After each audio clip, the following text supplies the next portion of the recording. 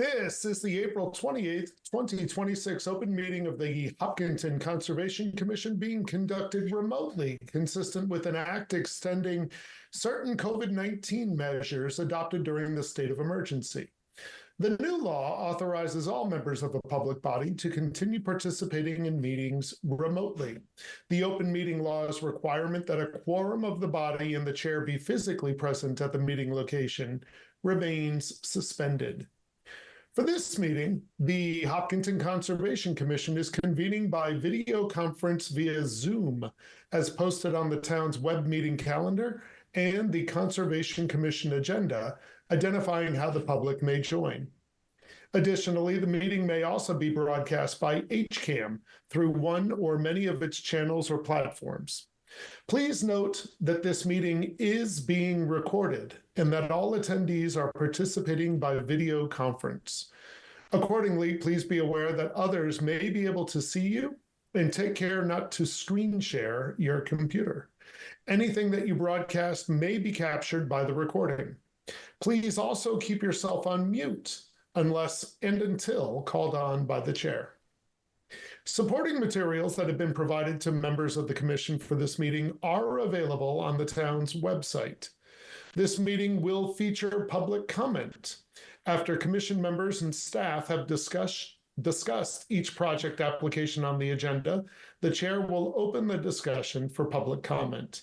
Members of the public who wish to speak are asked to identify their name and address. 3 minutes will be afforded for each public comment.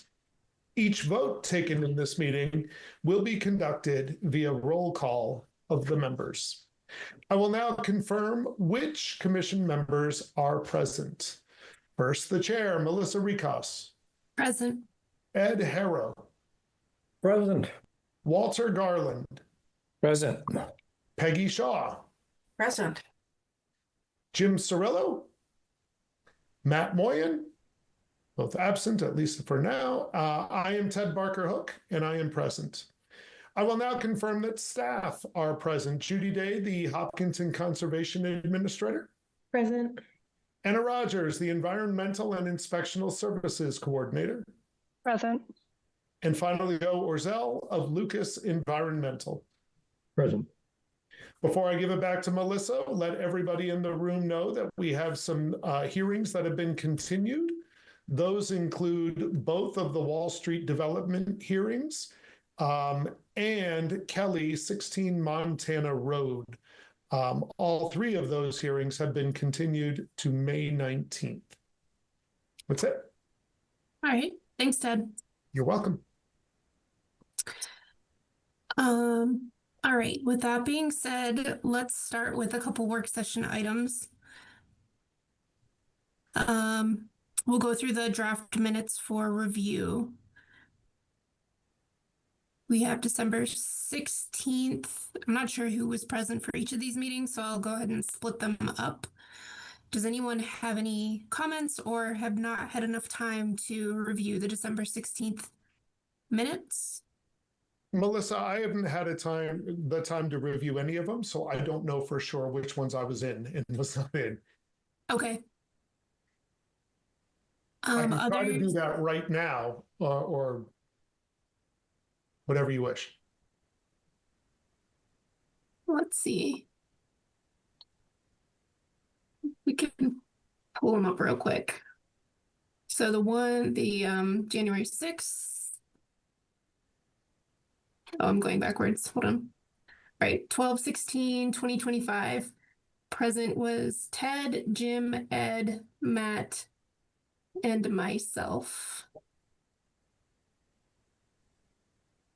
Ted, myself, Ed. All right, we'll skip that one. 1/27.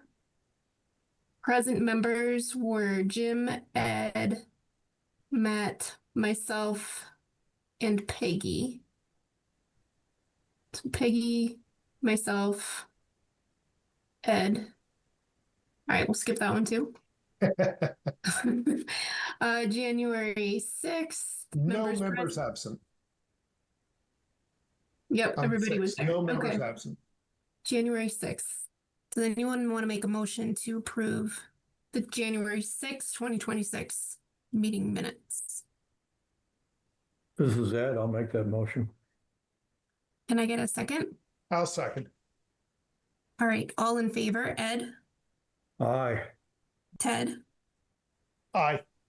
Walter, Sorry, had to get off mute. Aye. sorry, Peggy? This was pre me on the board, so I Oh, abstained. right. Okay. And myself am also an I. We're all set there.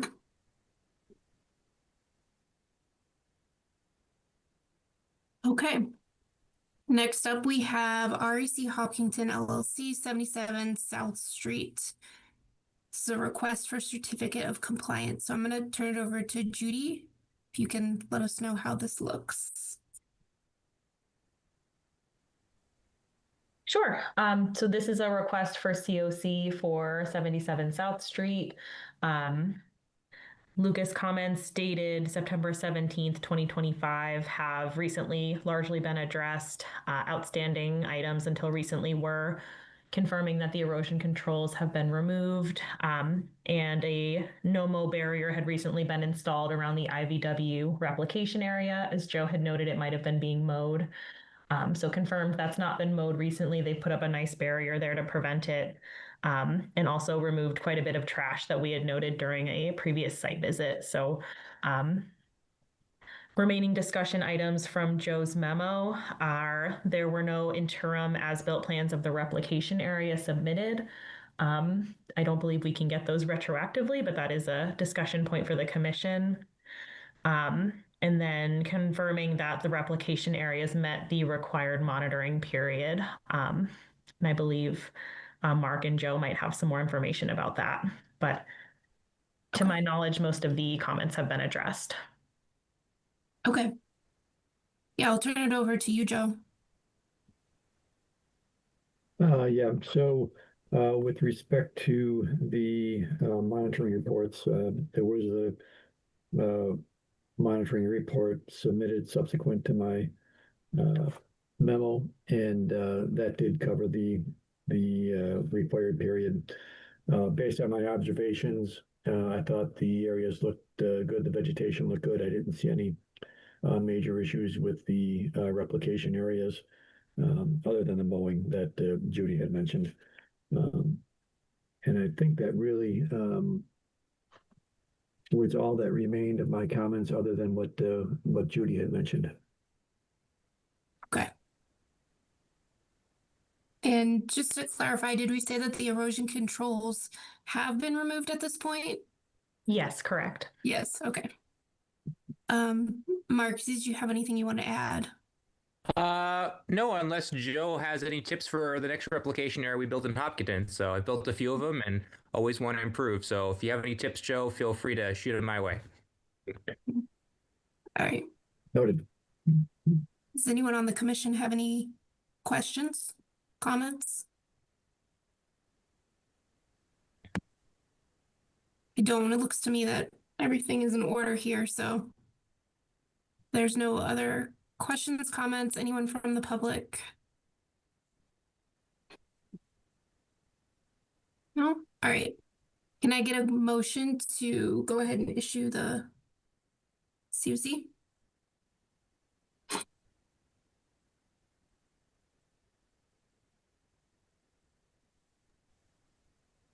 To the chair, I'll make a motion to approve the COC. Okay. Can I get a second? Melissa, do we need signatures on the COC?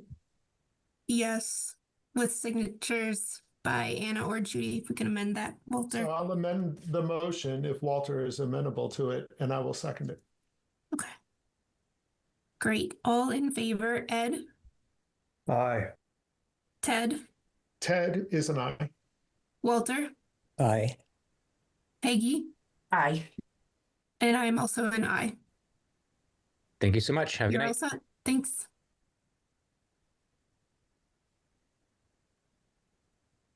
All right.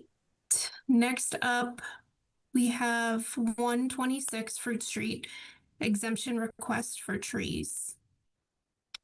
And I will ask you again, Judy, if you can give us an overview on this request. Sure. Through the chair. So I'll pull up a very old as-built plan of the property for context. So in July 2025, the commission approved the removal of 3 trees on this property in this row here that were damaged or touching the garage. So 1 touching the garage and then 2 around this area that were showing physical signs of damage. At the time, the commission requested that the applicant return with a report from an arborist with more information on why the entire row of trees was requesting to be removed. So the homeowner is on the line, and he did provide this arborist report for the commission to review. It's in the project folder, and I'm happy to pull it up. And looking for the commission to discuss whether they would entertain an exemption with any conditions, or if you would like a permit to be filed for the tree removal request. Okay. Yeah, if you want to pull up the letter, Judy, and maybe the homeowner can just describe, what it says and what the request is here.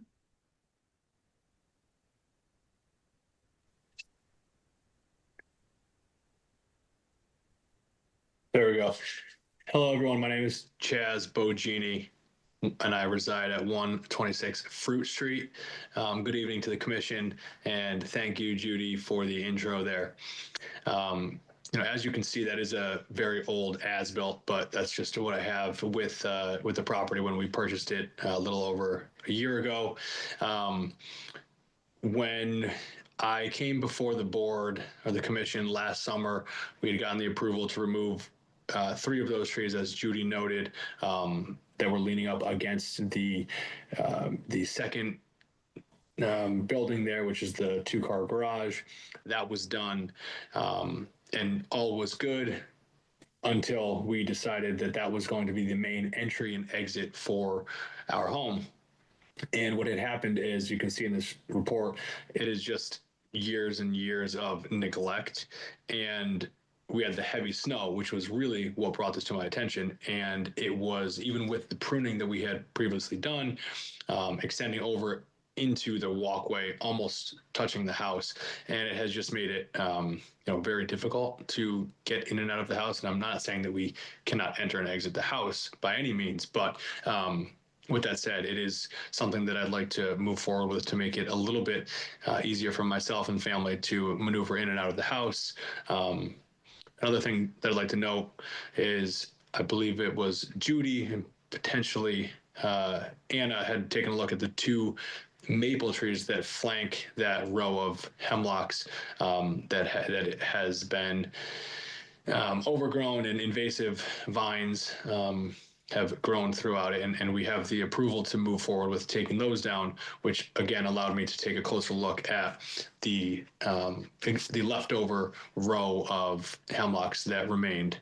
So as you can see there in the picture, that was the initial tree that had been removed, that had obviously taken over that corner of the garage, and that is the entry and exit way there through by way of the brick path, as you can see, to the house. So pretty clear as to what I'm looking to do. That report has a few extra details as well as to what we look to do to mitigate and replace those trees. So, here to happily answer any questions or discuss what we can or cannot do. Okay. So just to clarify, the plan or the intention is to replace these trees? That is, and that is my plan, and I am just going off of what I believe is required of me. I could be wrong, but that's why I say that. Right. Okay. If you want to can you bring up the plan again, Judy?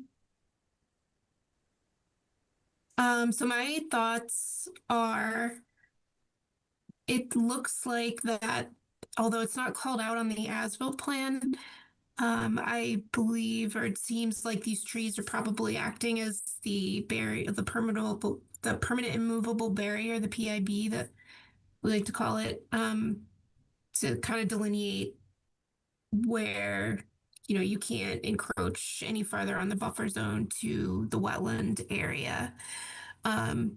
So I think that maintaining some sort of a PIB along that area is important, to me. And we see those in a lot of different ways, but I do think taking down trees kind of is, what we've seen in the past is replacing with trees. I do realize from the pictures that you sent, those trees are very close together. There's a lot of them very closely spaced, which might be part of the problem. Not maintaining them over the years. So I'll open it up to commission members to see what others think as well, but I would be in favor of replacing at least some of the trees, definitely establishing a new barrier there, whether that's with plantings or a fence, medallion, something like that. I think it's in order if we're taking these down, but I'll open it up to others. Sure. Through the chair, maybe I'll ask a question or two. Sure, Ted. To Joe and probably Ed, most of all, as the two people that know most about trees. I am not contesting the arborist report. If the trees are unhealthy, then that's fine. That's what we look for. I'm curious what a healthy hemlock, what its impacts are around. Is that a really desirable tree? Is that a mostly decorative tree when it's healthy that doesn't really give us much? Do the birds and the critters like it? Does it create seeds that things like, I don't know much about hemlocks and its relative benefit.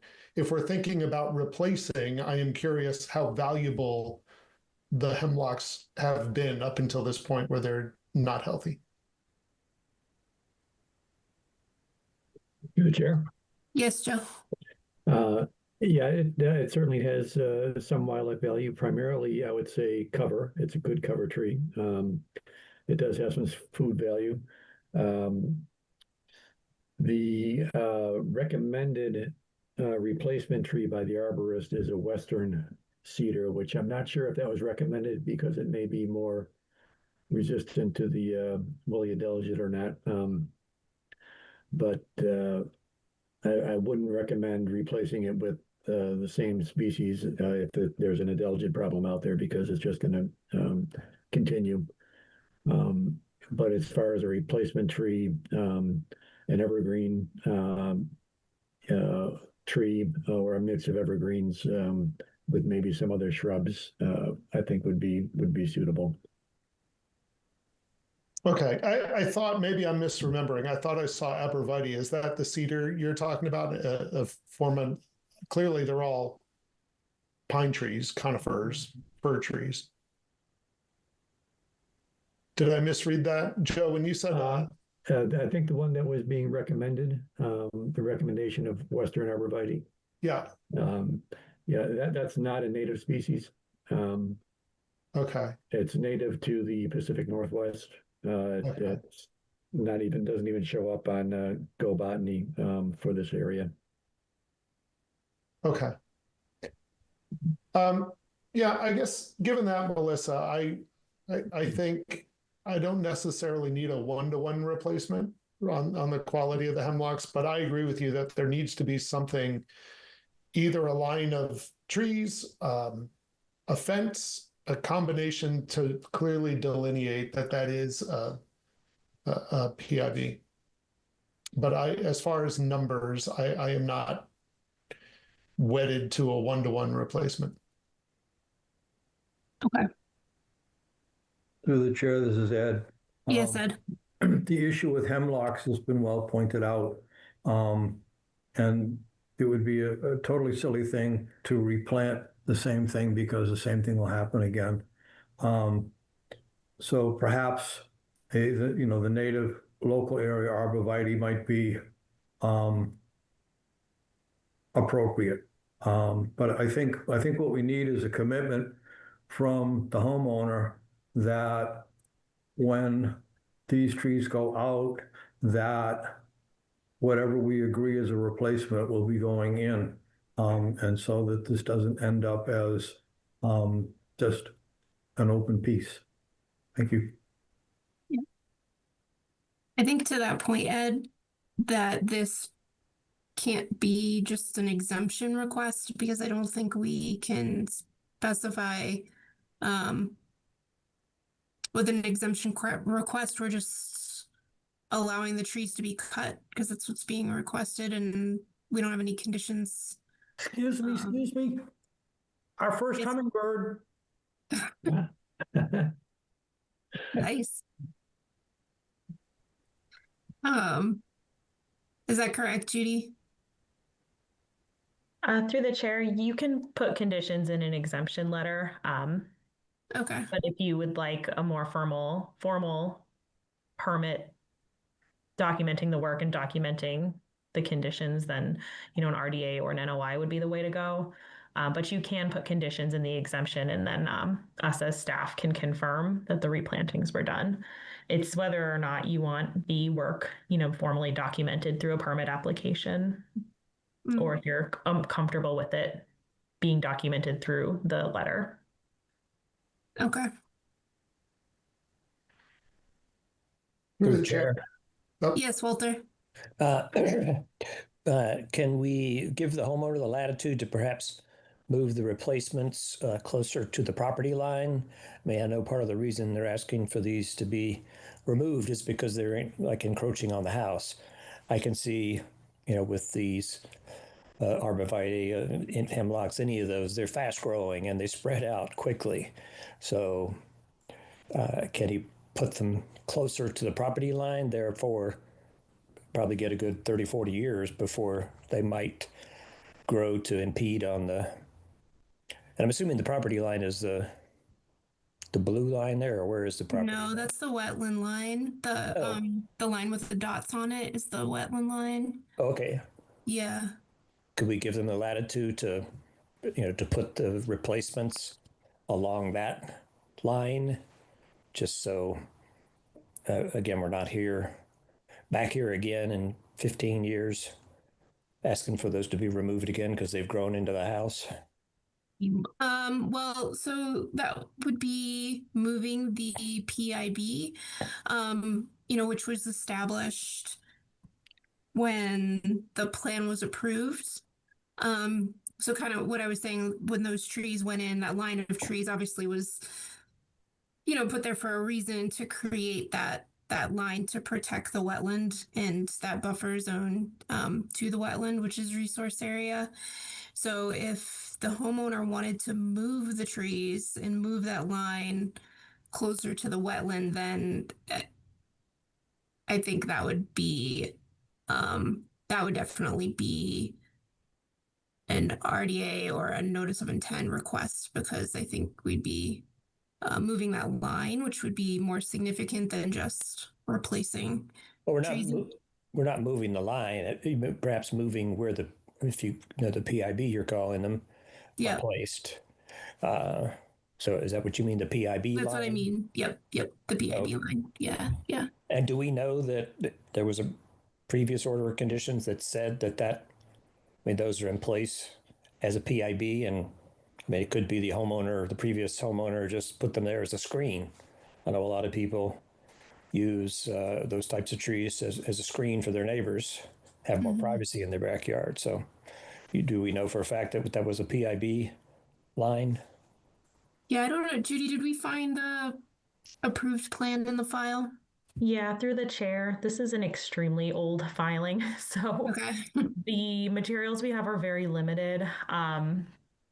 The reason it was assumed it was the PIB is because it was called out on the as-built. And correct me if I'm wrong, Chaz, is there fencing here currently? I'm not sure if there is already fencing in front of the trees that you had a plan for, but I think there was something. That's right, Judy. Yeah, so I think there is already fencing.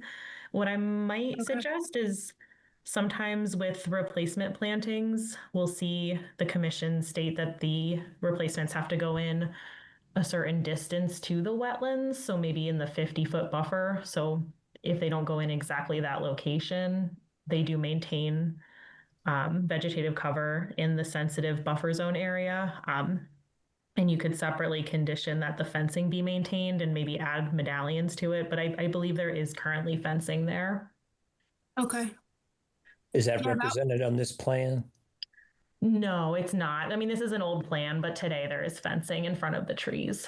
In front in front of the trees, like on the house side? Let me see if I've got a good angle of it. Yes, they are on the house side. Okay. Yep. So there's fencing looking towards the garage. And then you can kind of see here, it's not along the whole row. Mhm. So you could almost separate out, maintain that boundary with fencing or similar PIB, and then allow the replacement plantings to be elsewhere if you'd like. That's an option. Okay. I would be amenable to that. Okay. Is there a door of any kind in the back of that garage? Just curious. I mean, No, sir. There's not? No, sir. Okay. Okay. Did you have any plans, the homeowner, to, for the location of that fence or relocating that fence, or do you have any kind of landscaping plan for the backyard? No, we actually don't. The fence, that was the initial reason for reaching out to the commission, was to do that, to keep the little guys and dogs contained. So with that said, that was kind of the big piece. And then as we had trouble getting in and out of the house, that's what brought this to the forefront of what we were looking to do here. So to answer your question, that landscaping, that next piece has been done, which I guess might be advantageous for this conversation to maintain the PIB that Melissa is talking about. As the fence is the PIB, and then you can have a little more latitude with the placement of the trees for the future, so you're not back in the same condition 10 years from now. Right. That makes sense. Yeah, I think that makes sense. And I would be comfortable just conditioning that with the exemption request. That a fence be maintained as the PIB, and then the trees behind them Can be behind the planted, fence. yeah, between, The buffer zone. and like the- Judy said, within that 50-foot buffer somewhere. Okay. Through the chair. Yes. Was that assuming a 1-to-1 replacement ratio as proposed in the arborist report? Or did the commission have thoughts on the ratio?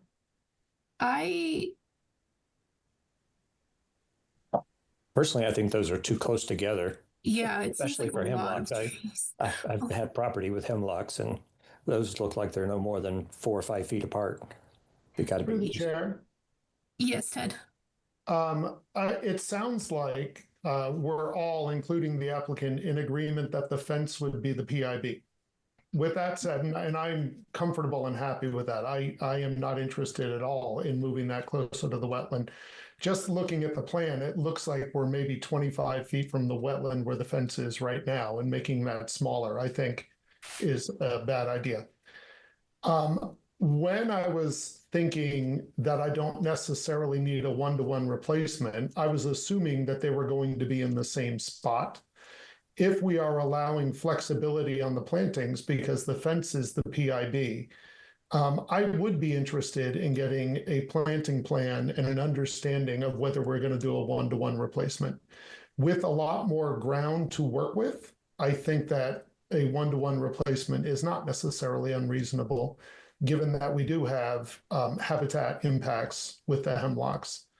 I feel like even if we're guaranteed the PIB, we might be offering too much flexibility on what the plantings are, and that may establish a precedent that we'd regret.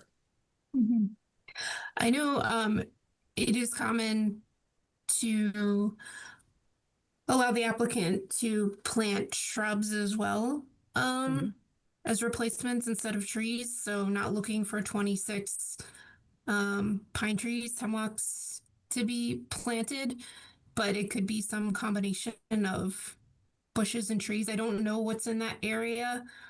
If there's other trees back there, it might not make sense to plant more trees if it's already treed beyond these.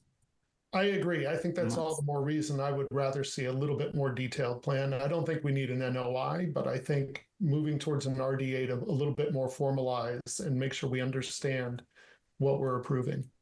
Mhm. It's the direction I would recommend. Melissa, do we know, or can this homeowner can tell us if behind these trees, is it forest? I mean, you look at a plot plan, it looks flat and nothing's there. Is there natural vegetation behind the trees? Or Go is ahead, it, Chad. is it mowed behind there? Just, or is there any pictures, Judy, on the other side of the trees? Chaz, do you want to speak to that too? Yeah, if I can. Yes, please. So I don't have any pictures. Maybe Judy had taken some when she was out here, but there was never any pictures taken of what's behind that row that I had shared with Judy and Anna. What is behind there is your typical wetland. There's like a bunch of big trees that are like maybe falling over, maybe not, with skunk plants everywhere. And it rolls right up. It's probably 40 to 50 feet, maybe a little bit more, to the Whitehall Brook. And then on the other side of that, if you've ever taken a walk down, it's the trail system that leads to the Fruit Street Fields that cuts down to the Whitehall Brook on the other side of my property.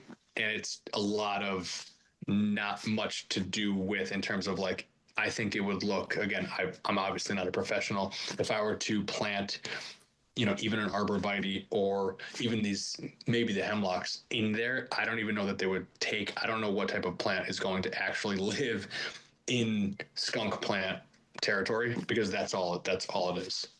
Yeah, okay. Gotcha. Gotcha. All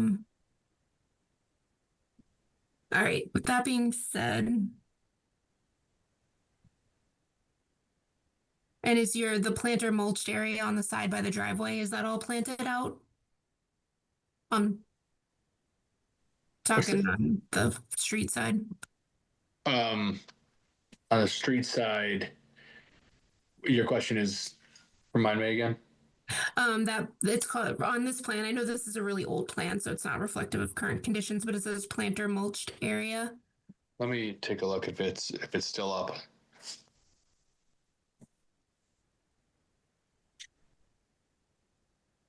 Okay, planter mulched area. Let me find where you're looking at here. It's along the driveway on either side. Oh, along the driveway. No, that was a few shrubs, and is currently the fence runs along that with grass, with two trees that are at the end of the driveway in a mulched area. So I'd say sort of. Okay.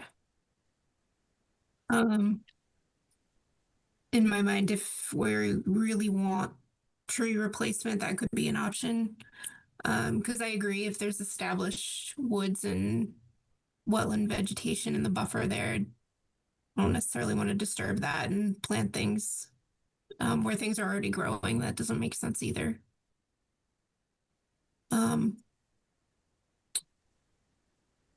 So in order to kind of, I guess, move this along, if we issue an exemption request with conditions for I guess to work with you, Judy, if we specify a number of plantings that we're looking for, it wouldn't have to be in the area between the fence, maybe just within the buffer. Would that make sense? Sure, through the chair. So in our regular administrative tree exemption letters, we say conservation staff need to be notified within 6 months of replacement plantings. So I'll just include standard language around after the removal, the plants need to be installed and us notified, if that standard language sounds good to you. Okay. That makes sense to me. Ted, do you have any thoughts on that, or Ed, or anyone else on the commission, and how many trees or how many bushes, I'd say bushes or trees or shrubs we'd be looking for? My only thought was I was going to say I've offered my part and I'll look to Ed for guidance. Yep. Such weight. So I'm looking at an aerial picture and it is clearly, don't misinterpret my words, a jungle back there. And there's certainly no obvious place to plant trees behind the trees that are there. Yeah. Through the chair. And they're hemlocks and they're gonna go away, and they're gonna die, and then they're gonna have dead trees back there. So it comes down to, I guess, normally we talk about, like 1.5 trees for everyone you cut down. That'd be crazy. And it's funny. I'm going off on a tangent. Excuse me, but I've been reading a book, and it talks about how we obsess over the process and we ignore the final result. And here's a perfect example. Yeah, no, I hear you. Joe, did you want to add something? Yeah, just possible suggestions for some plantings. Again, looking for natives. Some evergreen shrubs might be appropriate. Something like rhododendron or mountain laurel. Also, something like an eastern red cedar would have a similar habitat value to what's being removed, or possibly arborvitae. So I just want to kind of put those out there. Okay. So with that being said, So to share one other thing, Melissa, I mean, Yes. I'm looking at the overhead shot as Ed was just referring to, and there's nothing but trees behind there. So is there really a necessity for them to be trees? He mentioned rhododendrons, perhaps just some kind of landscape, not necessarily trees, that might have a better chance of surviving. Yeah, I think Joe might have been kind of spinning off of my suggestion that they could go in the planter mulch area, potentially on the other side of the driveway, and provide some more valuable habitat over there rather than, trying to plant in the woods. And Melissa, I am completely comfortable with that. From what it sounds like, trying to put anything back there is going to fail, or it's redundancy anyway. So I like looking at other spots on the property. But I'll still look to Ed to give me a number that I should be happy with. Okay. Through the chair, perhaps in this particular area where the hemlocks are, along with what Joe mentioned, high bush blueberries. Mm-hmm. Yeah. Yeah. How about, why don't we suggest, if you're amenable, Chaz, to say 12. They can be shrubs, anything native, and they can be planted anywhere within the buffer. It could be by the driveway, in other areas of the yard that would provide more valuable habitat, which is really the goal here. It's just trying to maintain some habitat that's being lost. Yes, to me that sounds great. I'd like to beautify the property for sure and provide habitat to the environment that we're living in. So I'm totally okay with that. Okay, great.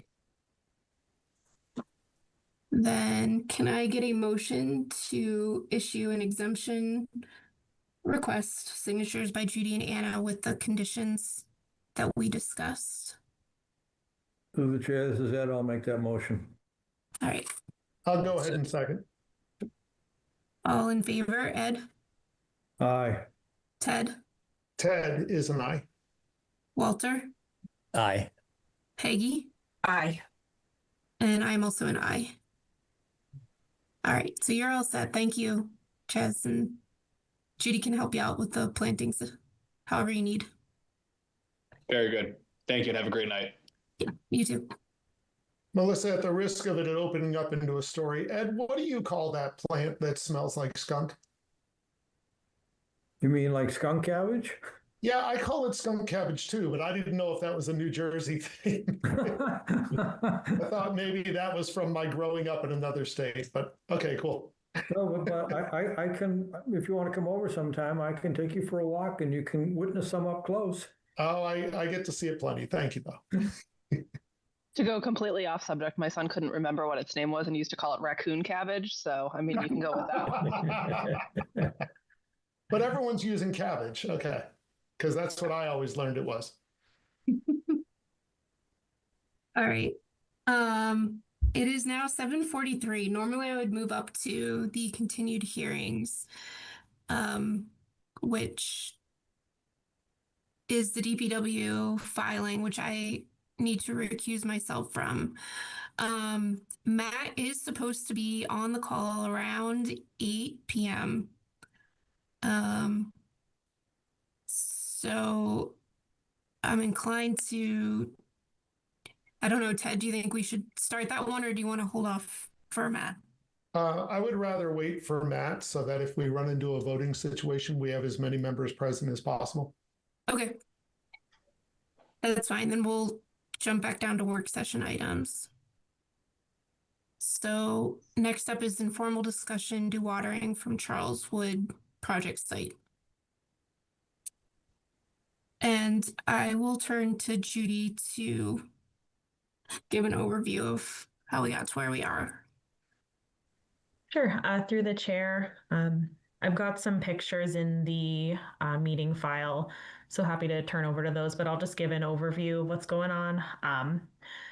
So conservation staff over the past couple of weeks have observed high volumes of runoff that has sometimes been turbid, leaving the Charles Wood project site and entering Zero Briar Cliff Drive, which is a property owned by the Conservation Commission, as a result of the geothermal well drilling that they are currently doing. So while there are no documented wetlands at this property, there have been concerns voiced by an abutter about the volume and the quality of water, as well as whether the Conservation Commission gave permission for dewatering activities to occur here. So last Wednesday, after receiving a resident complaint, I requested that the dewatering in this area here cease until documentation was provided that the commission had given approval for that activity to occur on this property. On Thursday, the next day, I observed additional turbid water leaving the site and getting into the Conservation Commission land, and then clear water still being pumped out through yesterday. A large amount of sediment remains in the forested area, so there's a concern that even if it's clean water coming out, it's mixing in with that sediment that's still there. We are currently waiting for direction from town council on whether the use of land for this purpose at all was warranted and what level of permission may have been needed at the time that the activities started. But regardless, nothing dirty should be leaving the site. So I have been speaking with the planning department with regards to compliance with the project stormwater permit. So I just wanted to bring this to the commission's attention, allow you the time to ask questions of the project team who is on the call today about the nature of the dewatering activities, as well as next steps that you want to see as the owner of the property and sort of the administrator of the deed, of which I have a copy saved in the public folder. But as there are no wetlands here, it's a little bit of a different situation. So town council has said they're willing to meet to answer any questions you might have and come to a resolution. So I'm happy to organize that or pass along questions. Okay. So whatever else would be helpful for me to pull up or answer, let me know. Okay, thank you, Judy. I think it would be helpful to pull up the plan, if it's the SWIP plan or the erosion control plan that just kind of gives the layout of the site and where the dewatering basin is in comparison to the property, just so we get a feel for the lay of the land. I looked at it earlier, but for the folks on the call to speak to. Yep, so there are several iterations of this plan. many different versions. What I'm pulling up now is the sediment control and erosion exhibit that was presented through the initial filing back in 2024, the first time the commission reviewed this project. So the Concom owned property is down in this kind of southern corner here. And there is sort of an extension off of the limit of work where dewatering is occurring. Okay. And I did take a look at the deed that we hold as Conservation Commission. And you know, the one that sticks out to me is that no refuse, trash, rubbish, debris, junk, waste, or unsightly or offensive material will be placed, stored, or dumped on our property. So I guess I would just point commission members to that, as I feel like that points to our responsibility as a commission to be a steward of that piece of property in this situation. So that being said, I guess I'll open it up to, I know we have some representatives here on the call from the builder. I see Vertex, if you all want to introduce yourself, or if you have someone in particular who is going to speak tonight to answer questions. Yeah, so this is Joe Amara, project manager with Brate Builders, general contractor. I'm here, and I also have Nicholas Brate with me, site superintendent for Brate Builders. So with regards to this plan here, so this is one of the drawings that was part of the exhibit within the order of conditions when that was filed. So there are also additional drawings that go with this. So there's the stormwater management plan drawings, which there's multiple versions of that just because of the site, the size of the site. So I don't know if Judy has all the plans on hand, but there's a drawing specifically C 5.1, which is the stormwater management plan, which shows that little finger that sticks out, which would go beyond the limit of work from what you see here. So that finger is within the limit of the documents. Thank you. So you can see that at the bottom of the page. Is that? So this might be an older version. So I don't know if you have the most up-to-date addendumized drawing, but so that area you see down at the bottom of the page, you see a flared end structure. So that on the construction documents is within the limit of work. And that is the point of one of the discharge areas right now. So we are discharging clean water within the site, and it's making its way into the Zero Briarcliff property. So with the geothermal well drilling that's taking place currently, and we have probably 2 to 3 more weeks worth of geothermal well drilling, it has increased the volume of water being generated. So as part of our initial plan, we were going to be dewatering to the temporary basins within the project site, which would then be transferred to a frac tank for treatment. So when we first initially started the geothermal, more water the volume was much higher than what was anticipated by anyone. So we went to now a 4 frac tank system. So we're now treating the water that's being generated through 4 frac tanks, and then it's being discharged clean within the site, and it's making its way out of the site. Now, I know based on what Judy said, there is some, I would say, sediment, minor sediment outside of the construction limit of work within that property, which we've reviewed that, and I was on site today and I walked that area. It's mostly some sediment covering some of the leaves that are on the ground, which in this case, we would be more inclined to just remove those leaves from that area where it is an upland area. It's not part of the wetlands, but we would clean those leaves out so that way the sediment isn't left behind. But the water that is being discharged is clean water, and we are taking turbidity readings. And as part of that, we're doing daily turbidity, but we're actually going to do twice per day. So I know EPA regulations require once per day, but we will be doing twice per day readings. And we are well below the 50 NTUs, which is the EPA requirement or threshold for discharge, which would even be to a service water, which we're not discharging service water. So we're, I think, Nick, correct me if I'm wrong, today we were somewhere at 8 NTUs. Same with yesterday with the discharging. So I know last week when the water was coming off the site, it looked as though it was higher levels, but the turbidity is low. It's well below the EPA threshold. So I just want to make it clear from the general contractor standpoint that we're not discharging high levels of turbid water into this property. It's well below what the regulations require. And what the next steps we're taking now is we have 3 rigs on site drilling for geothermal, and we're actually working with the subcontractor drilling to reduce, at least demobilize one of those rigs so we can at least lessen the volume per day that is being discharged.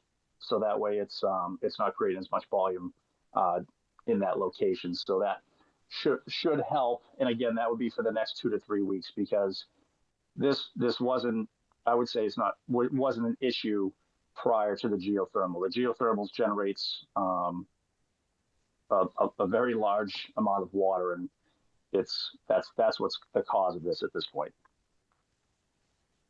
So was there, so the pictures from the first event, it was extremely turbid water, and the sediment that's been left there from that, is that a specific event and something that happened? Because this picture right here does not look acceptable for discharge off of a site to anyone's property. So I guess my question is this, are you saying that this right here meets your turbidity requirements and is okay? Or was this an episode that you've corrected and you feel like you have it under control? Was this from last week, Nick? This was from the stormwater basin. So that has now been corrected. So anything that was coming from the stormwater basin is now going through the frac treatment system. So this water that has come out that looks higher in turbidity, which is probably created or left behind that sediment on those leaves, that is what has now then since been corrected. Yes. So that that will not be seen as we move forward. So I don't have a picture of it to show, but the water even coming out today was clear to view, and again, low on the turbidity readings.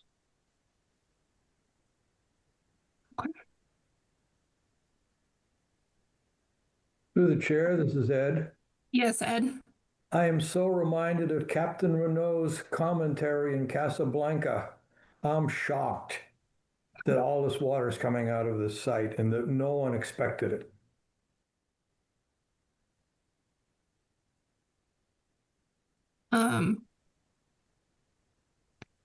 So I think, yeah. I'm sorry. Go ahead. So to kind of speak to that, and I know we have members from the design team here as well, but when the test pit was drilled for the in the geothermal field, there wasn't, I don't believe there was really much evidence of water at that time. Again, I don't know, I don't recall what time of year that was drilled, but again, there wasn't much, if any, evidence of water being drilled. Again, it wasn't that we didn't anticipate coming across encountering water, but I think the sheer volume we're encountering during this well drilling is much more than anyone anticipated.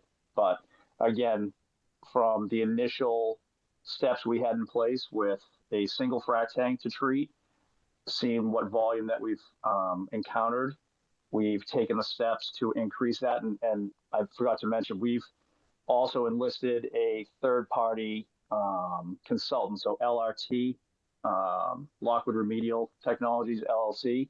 They specialize in water treatment and dewatering. So they've actually been on site daily since the end of March, monitoring and witnessing the dewatering activities. So they will be remaining on site until the geothermal process is done. And as I mentioned, that's going to be about 2 or 3 more weeks. So I'd say 3 more weeks and geothermal drilling will be completed. Through the chair.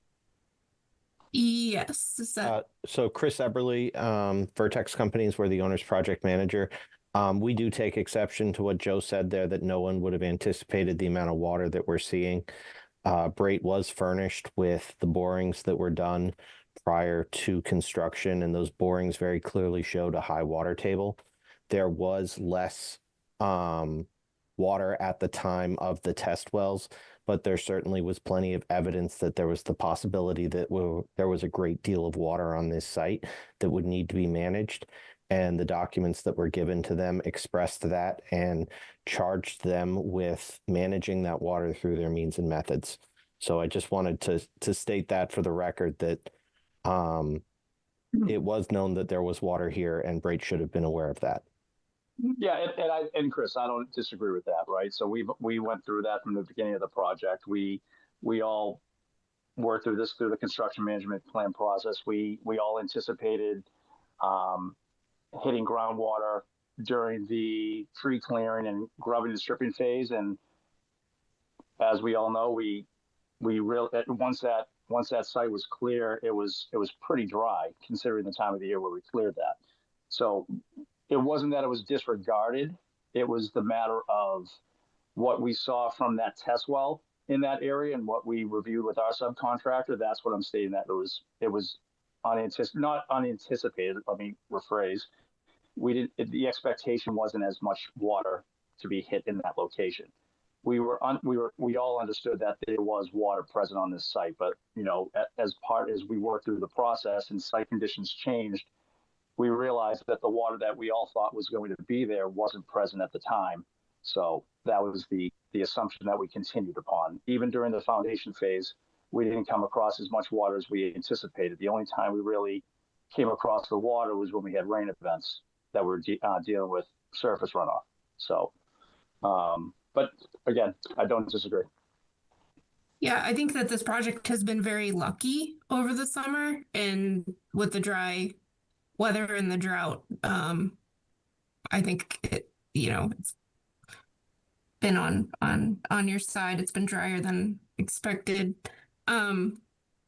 This might sound like a simple question just because I don't know the ins and outs of geothermal well drilling, but just because you start pumping for the wells, you don't need to continue pumping continuously, right? I mean, you get to a certain volume or amount of water, you can stop. It's not like a rain event. Am I correct in saying that? You can control the amount of water that's coming off the site? Yes and no, but Nick, you could speak to that probably better than I could, being out there on boots on the ground. Yeah. Well, when you're not drilling, there's no water being discharged. And when we're discharging, it's, over the course of a 12-hour day, the pumps are on floats and they'll be discharging, for maybe, I don't know, a half hour at a time and then take a break. And then we also stop pumping and recirculate to allow the water, the sediment to happen. But we can control it for sure. Okay. So really, if the volume and the turbidity and whatever issues the water coming off the site are causing is completely in your control as far as how much comes off the site, and it might affect your schedule, but I guess my point is, if you can't pump as much water out and need to slow down in order to address offsite issues, then by all means, that is your responsibility. No, I agree. And we're, like Joe said, we're going to be removing one of the rigs. We've also reached out to DPW to see if we can pump directly into a catch basin, which they've said we can do as long as we get permission from the abutter there. So that will hopefully prevent all discharge into that property. So we're hoping to have that meeting tomorrow, and if all goes well, there'll be no more water going out there. And just to Joe's point about, the gist of the way that the project has gone, we were told there's going to be a lot of water, but we dug all the footings, foundations, and didn't hit any water. We drilled a irrigation well and didn't hit any water. And that was 800 feet, which was 250 feet deeper than these geothermal wells are. So those just kind of pointed us in that direction. Correct. Okay. I do have another question. Looking at this plan, I don't remember this outfall that is coming. It looks like it's from the subsurface infiltration system. Is that correct? Onto the conservation property? So through the chair, I can speak to that, and if I can get permission to share, I can share sort of some of the history here. I wasn't able to pull up all of it in the time that I was preparing for the meeting, but I do have a significant amount of sort of the permitting progression. And Steve Powers from Samiotes, who led the permitting effort for the design team, is also with us tonight, as is Jason Springer, who is Perkins Eastman, the designer's contact on the call with us tonight. Okay. Is that all right with you, Melissa? Yes, I'd like to hear some history on that. Or to let them share their screen. Yes. Okay.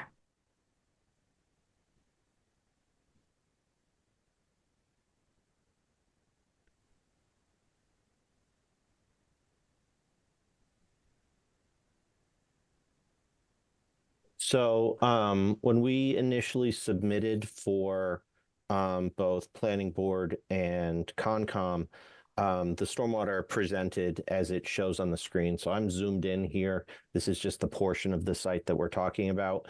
And initially we proposed dry wells at the edge of the site. You can see to the bottom here is the abutter's lot.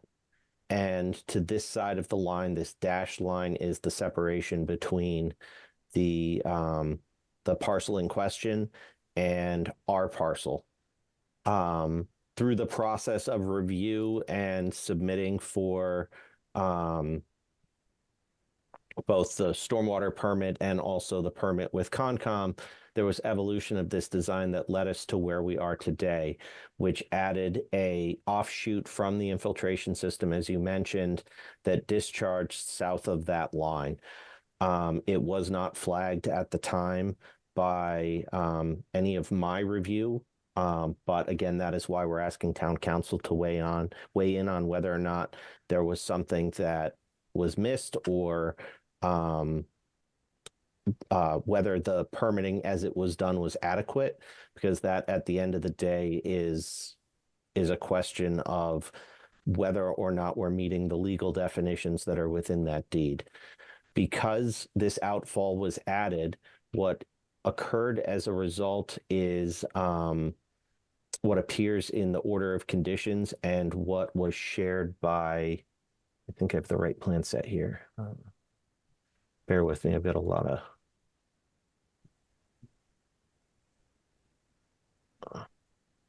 what ended up in the CMP plan. So the construction management plan, in addition to getting an order of conditions and a site plan review and a stormwater management permit with that offshoot, we also submitted from Brait this construction management plan, which included a dewatering plan. As part of those drawings, as they were finalized, erosion control was wrapped around where that offshoot would be.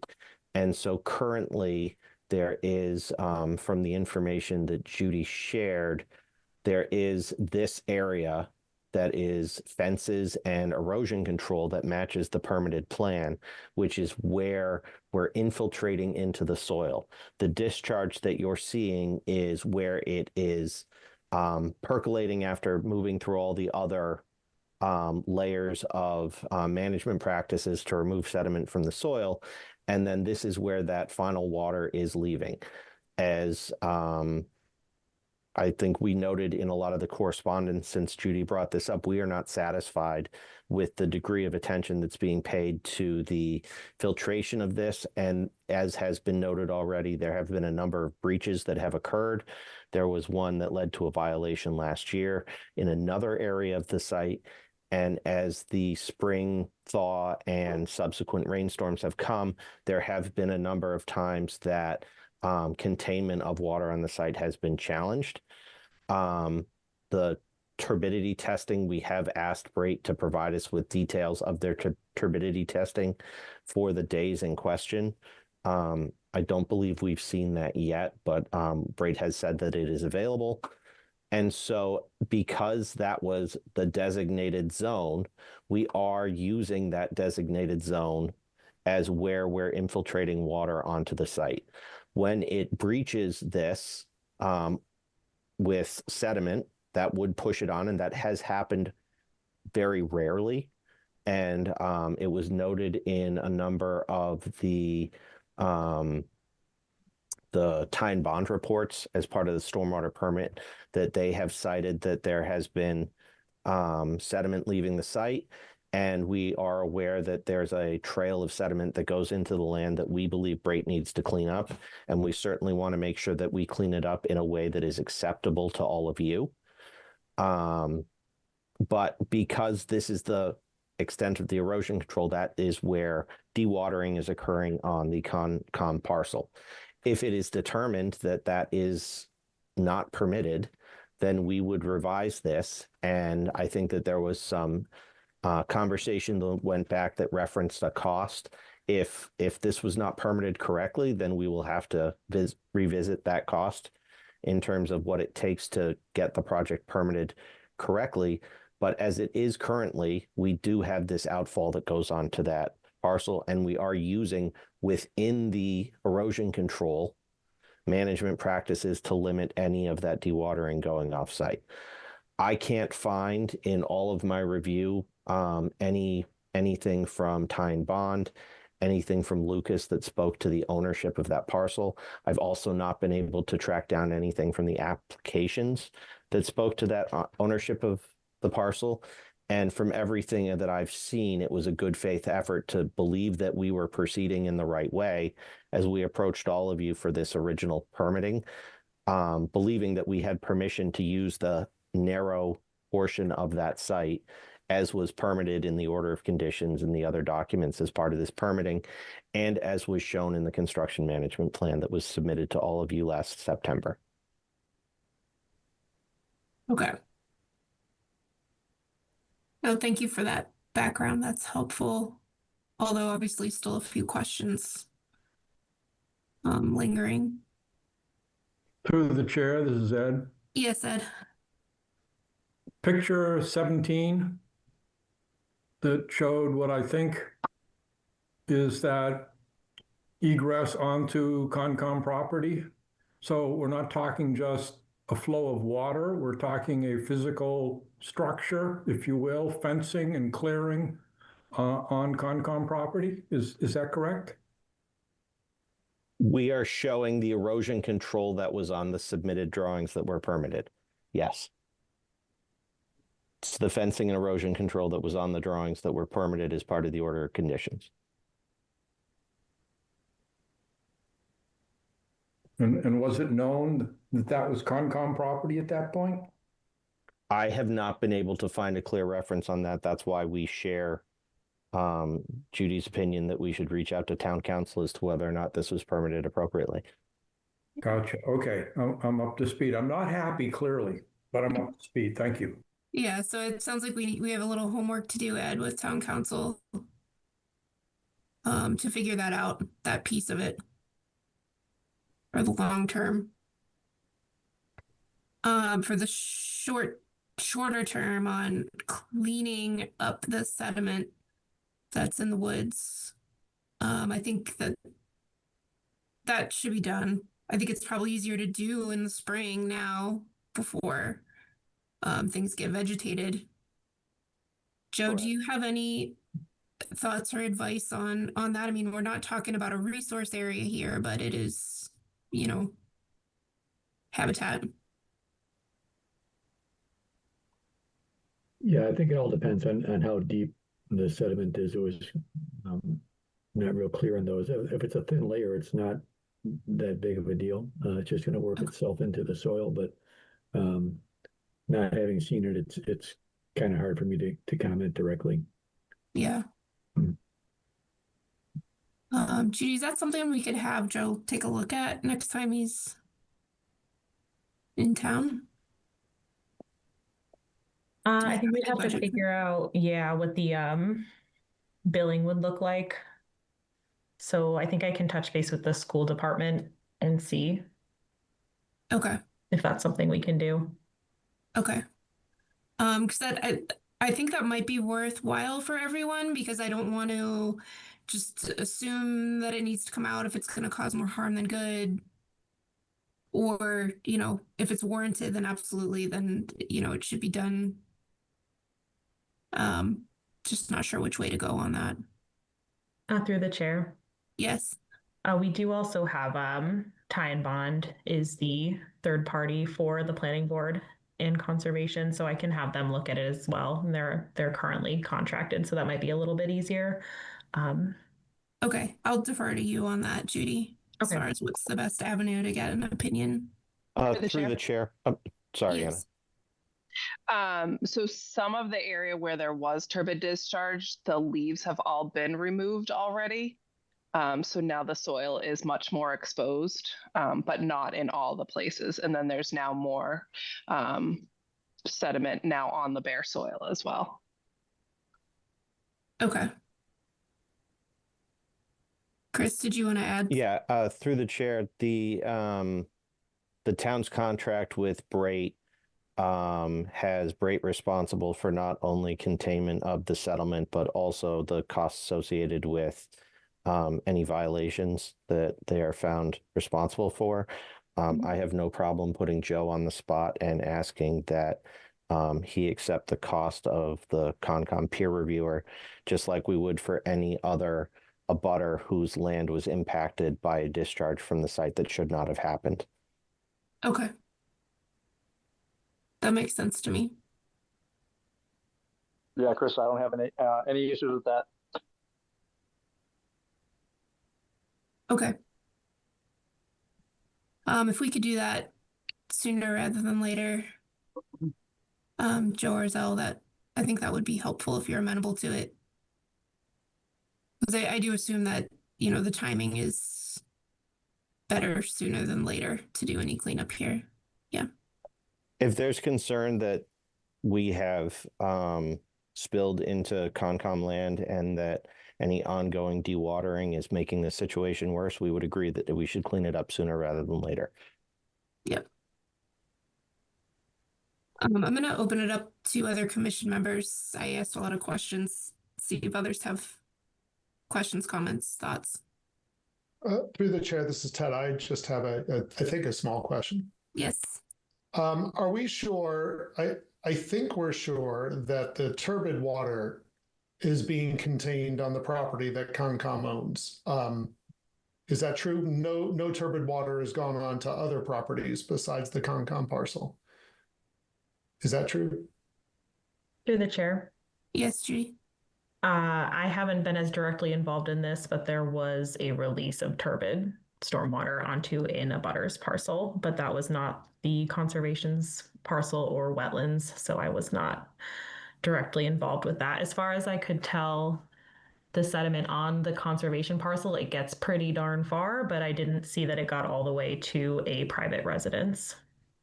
And then my follow-up is, when the water is clear water, is that staying within the Concom parcel, or is that running on to other folks' properties? Do we know? Through the chair, if you'd Yes, like me to go ahead. answer that. So I do believe I have seen clean water coming off the site, making its way all the way down to Briarcliff. I can't speak for the individual properties, but there has been a pretty large volume of water running down, seemingly from the project site getting down to Briarcliff. That's what I have observed. And I believe the DPW has received similar comments from folks. All right, it goes without saying that's a concern. I will open it up to the public, kind of as we're segueing there, if anyone has comments they'd like to add.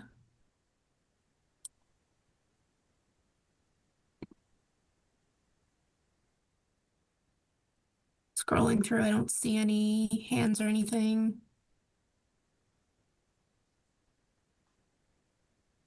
Hello. Hello. Yep. Hi. My name is Steve Souza. I'm the property owner at 7 Briarcliff Drive that directly abuts the conservation land. When I originally saw a proposal prior to the land being cleared for the school project, I saw mentioning a bladder that was going to be retained on school property. And I went and spoke to the town planner at Hopkinton's principal town planner, John Gelsich, who informed me that that was in fact going to be on town property and not on the conservation land. And that any additional water that would go onto the conservation land would have to be the same amount of water that it's getting today prior to the site being cleared. This past end of February, early March, I got water in my basement. It's not a typical basement. It's the first floor because it's a split level raised ranch. And I thought it was just probably because of the excessive amount of snow and melt that we had, but it continued for 2 months and it continued to run across my driveway down to the street on Briarcliff into the storm drain.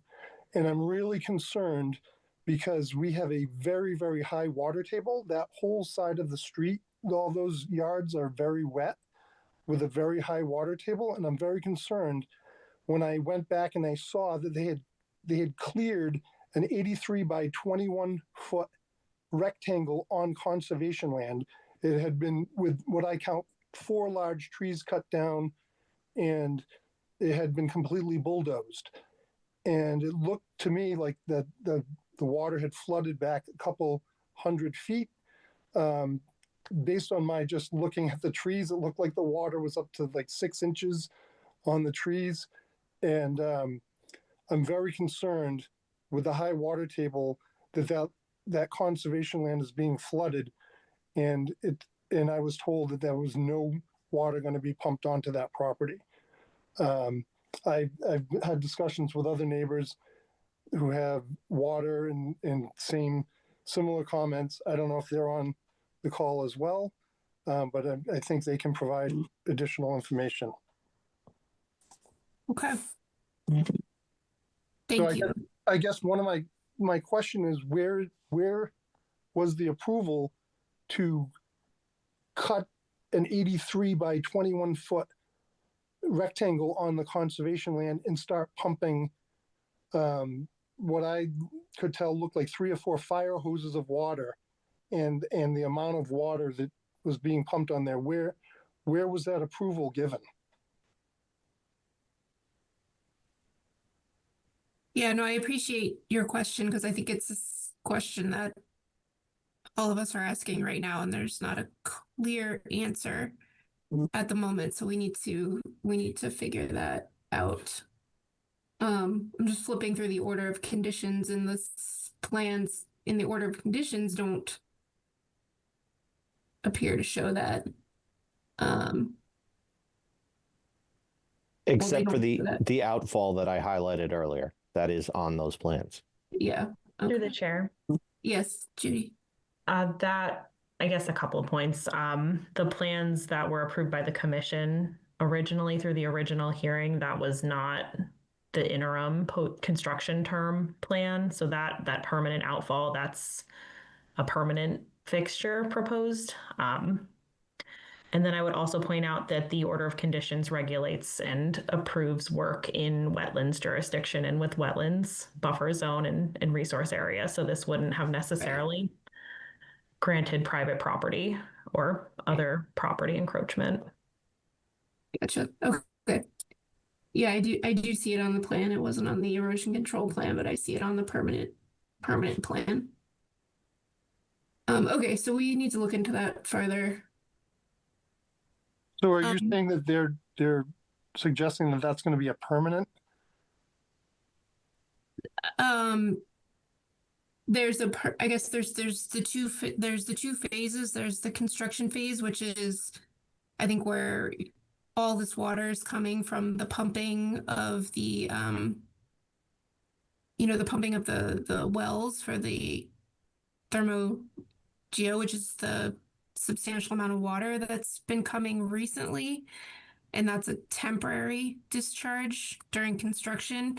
And then there's the permanent, which is what's shown here, the outfall onto the conservation property coming from that infiltration basin, and the flow coming from that, according to this, stormwater calcs and the things that go into that, shouldn't be increasing flow from existing conditions because water's being sent to the infiltration chambers, infiltrating there first, and then this would theoretically be the overflow from that system coming onto the town property. So I think there's two different flow sources and that we're talking about here. But we need to get a handle on both of them. I think the one thing the commission can do potentially in talking to town council is to prohibit the temporary discharge onto our property from the well drilling.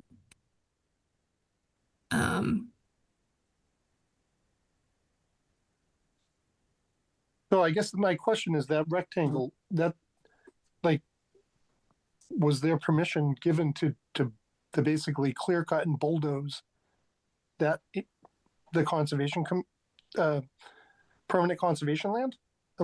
Wouldn't that have gone through this board? Wouldn't they have said, yes, you can bulldoze an 83 by 21 foot section of conservation land and start pumping water onto it? Wouldn't they have had to have approval? Yeah, I mean, it appears that there's approval, as Chris was saying. I don't remember these discussions or how it got to that point, and that's what we need to have some conversations with town council, I think, is if legally that can happen and whether that was vetted during the permitting phase. And I think Chris has said he supports speaking with town council on that and ensuring that that's the case. And I guess my only other question that I'd like to ask is, do they have records of the volume of water that they've been pumping onto that conservation land? That is a good question. I don't know, the contractor can speak to that. He should. I believe that's required by the state. Yes, we have those records. It's about between anywhere from 7 to 10,000 gallons on the days that we are drilling well drilling, which was, I think it's been about 24 days. Yep. So at this point, Judy, we're kind of in a data information gathering, but I don't think it's out of our purview to issue a cease and desist on the pumping until we have things figured out if the commission wanted to do that. Is that correct? Yep, that's correct. So the Conservation Commission has jurisdiction over the administration of the deed. So if there's activities that you believe are contrary to the language in the deed and that don't seem to have been pre-approved,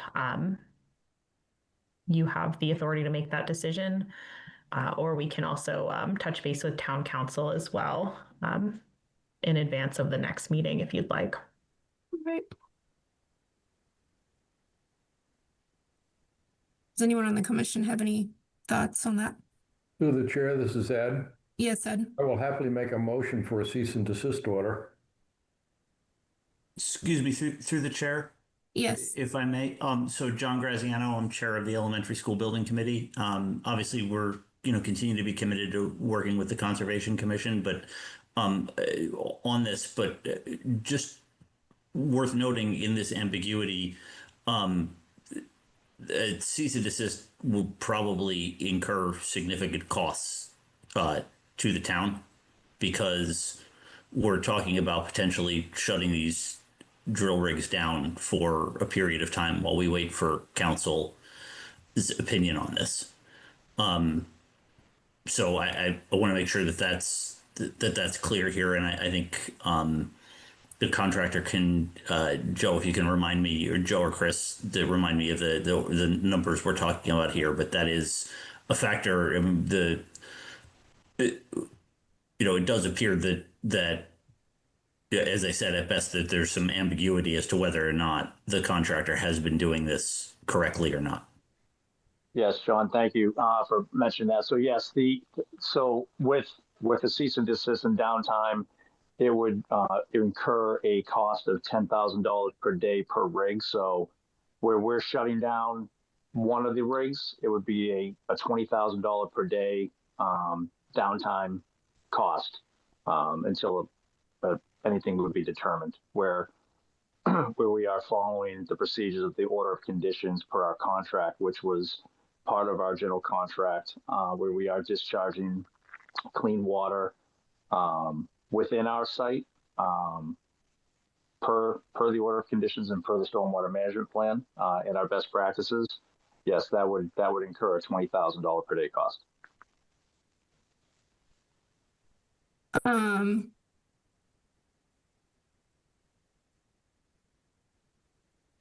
I appreciate that, and certainly we always. Through the chair, if I could sort of clarify something there. Go ahead. The town procured the contract based on the permitted drawing. So the permitted drawing showed that sliver of land as an area where we could do work. If that is in error and that's determined by town council, then we would need to rework, and the town would bear the cost for that rework. And if that's what the law says, that's what the law says, which is why we thought and tried to expedite getting an answer from town council. And I've spoken with town manager, with John, with Judy about this multiple times over the last few days, trying to expedite that answer. What I would also say is that I think that there's two questions there that need to be answered. One is, are we permitted to have the permanent structure?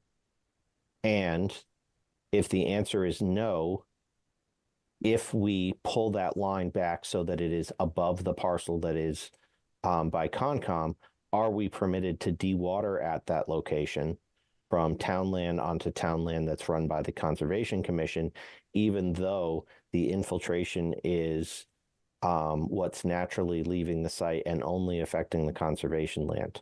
So I think both of those questions need to be answered. We can certainly, we'll follow whatever the commission says, because at the end of the day, you're the authority having jurisdiction.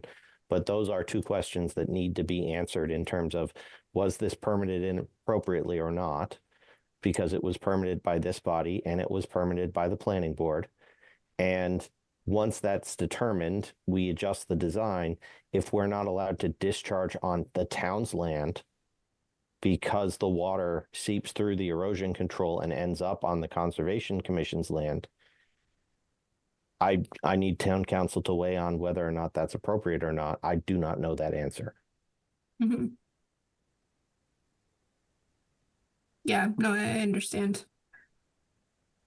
And I can't say that I'm completely opposed to a responsible discharge of clean water on property if town council agrees that the deed says that. I don't mean to be or intend to be a roadblock, but as I was kind of alluding to before, is there's a responsible amount of discharge, and then there's a ridiculous, unresponsible amount of discharge where it's impacting not just the Conservation Commission's property, but obviously others in the neighborhood, and they can also take their own action on that as well as property owners. But And through the chair, yes, we share that opinion, and our correspondence, both with you included as the chair, have echoed that sentiment that there's a responsible way to do this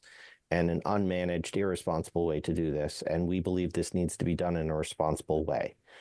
If the commission's feeling is that they would like to do a cease and desist order, my preference would be, until we have this discussion with town council, that we direct the contractor to pull back the limit of their erosion control and their infiltration to the edge of the parcel until we can get the broader legal questions answered. And that would at least bring the source of that water off of the conservation land. And we are, as Joe alluded to earlier from discussions we've had over the last few days, looking at ways to lessen the amount of discharge and increase the accountability for that discharge to make sure that this problem is addressed. We agree that this is a problem in terms of the irresponsibility of the discharge when turbid water has left the site, but we don't want to create a new liability for the town in the way that we try to solve this problem as quickly as possible. right. Yeah, no, I appreciate that concern too. Judy, can we word an action such that it's not a complete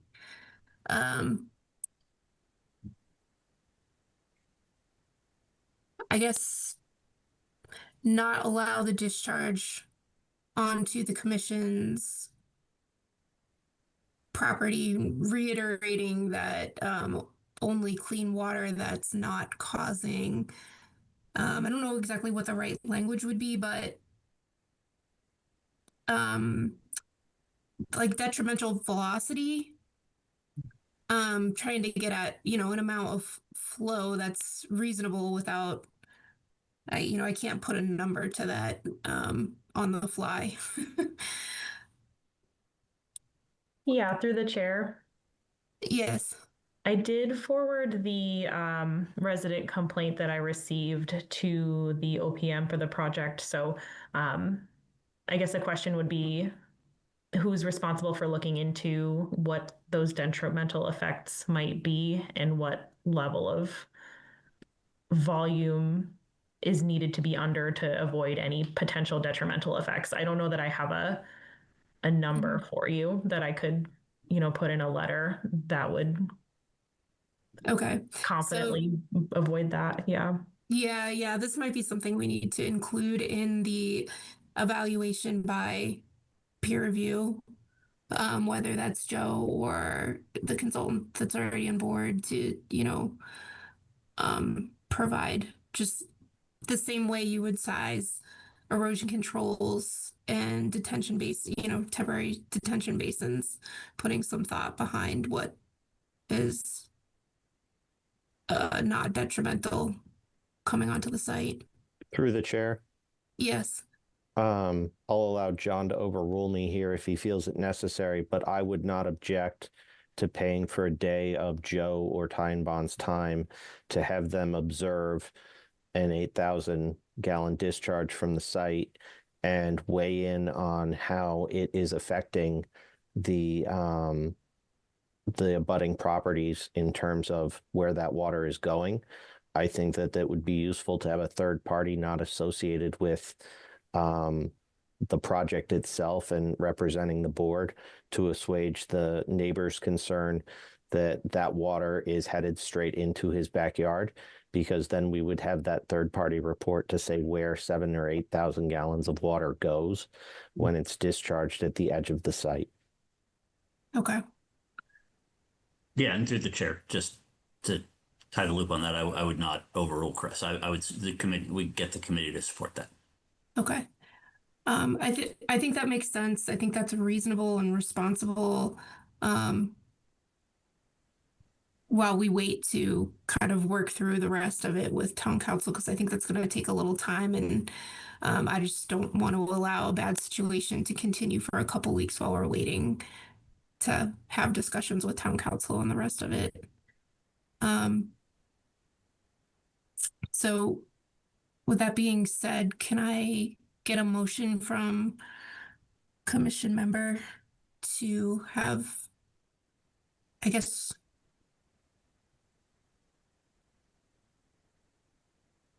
what format would we put this in, Judy? It's not an enforcement order.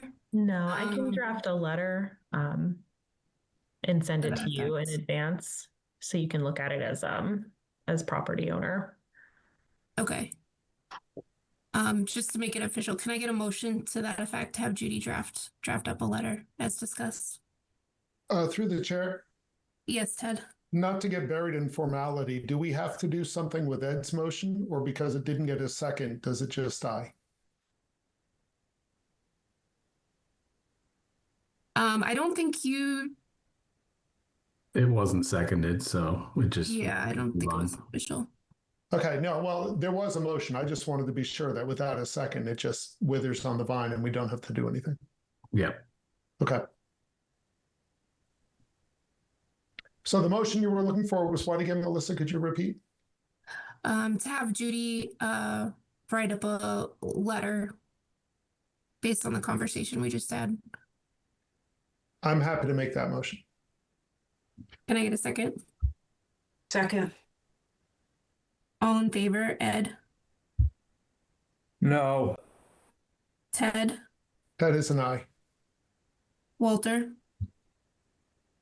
Aye. Matt? I'm gonna Were abstain you? because I Yeah. wasn't here for the whole conversation. Okay. Peggy? And I'm an aye. And I'm also an aye.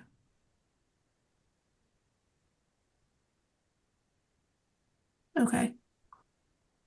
Any other last thoughts from commission members? Anything else? Through the chair. Yes. Once it's determined whether Ty and Bond or Lucas are the right folks to do that walk, Judy can get in touch with my team to schedule that when an appropriate time can be determined. We'll ensure we have the right flow of water, and we can share our testing procedure as well as our testing results at that time, and arrange for someone to walk in the woods to show what we've seen to date, and also that'll allow us to weigh in on the cleanup method and also the tracking of the water as it percolates through the site. We, from a project team perspective, don't feel we need to wait for the letter from Concom to move that forward, because if we're affecting an abutter, we want to make sure that we're moving on it as quickly as possible. We did get the letter from Judy this morning, and so we do want to take action to make sure that the construction is not creating an burdened situation for any of the abutters. Okay. That sounds great. And in the meantime, Chris and Judy will continue to work on the research and the documents and setting something up with town council to discuss the, I guess the long-term discharge and whether that needs to be looked at again. Oh, okay. Thank you all for your time coming in and the discussion. Thank you. Thank you. Okay. Thank you. All right. Let's, without further delay, jump back up to continued hearings. I'm going to go ahead and recuse myself from this DPW notice of intent discussion. And I'll turn it over to Ted.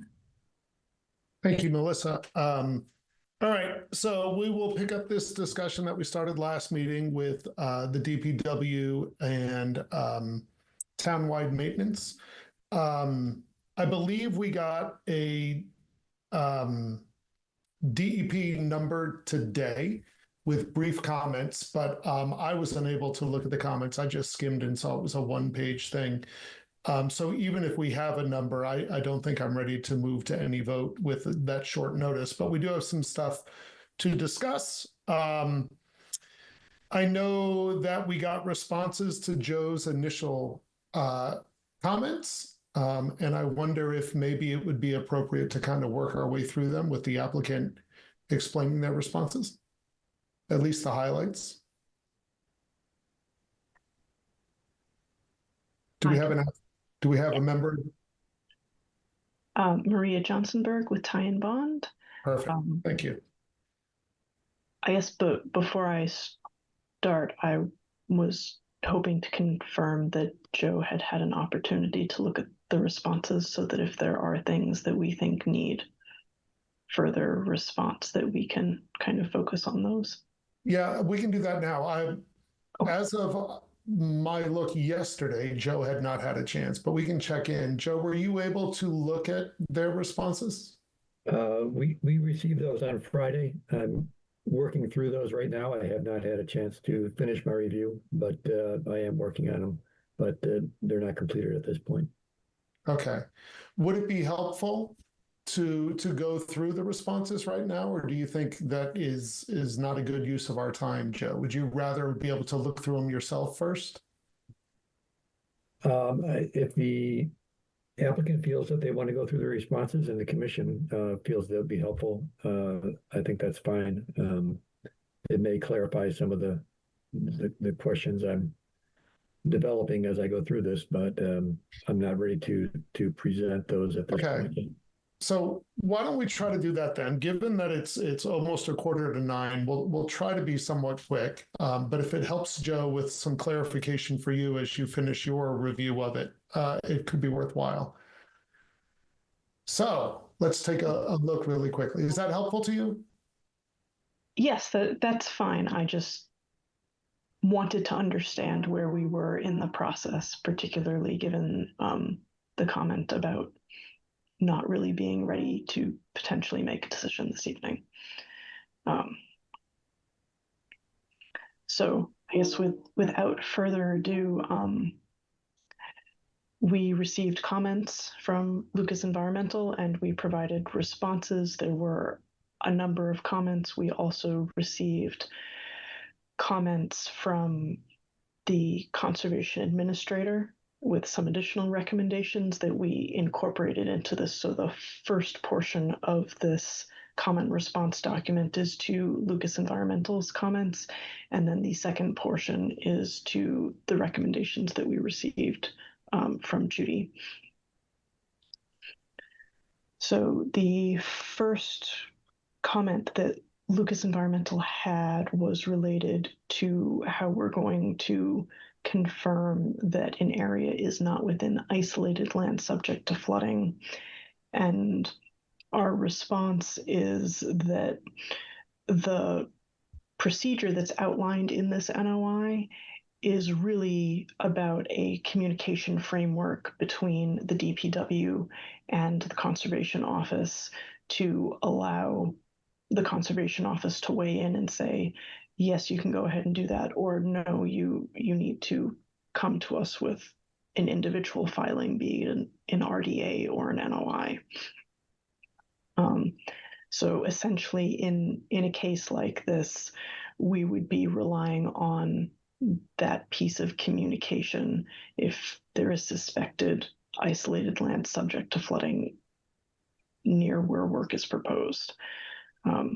That is a resource area that does require delineation and calculation to really categorize it. And it's typically something that in practice comes out of analysis from doing a field visit.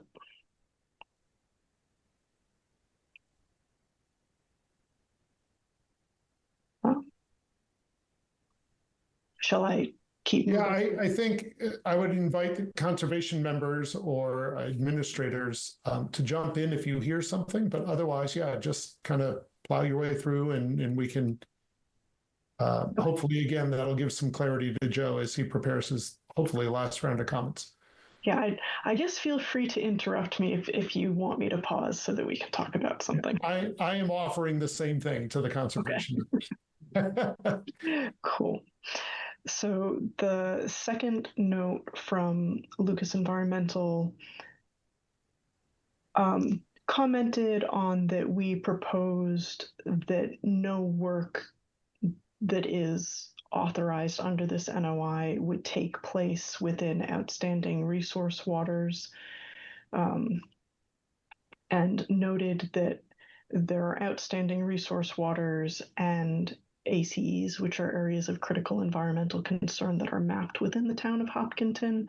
And our response was essentially that, you know, again, as part of the initial review in the communication process with the Conservation Department, the DPW is supposed to look at these mapped resources and are we near these areas or in them? And if we are within a mapped area, then it would just automatically throw it into category 5 of this NOI, which is the category that requires an individual filing.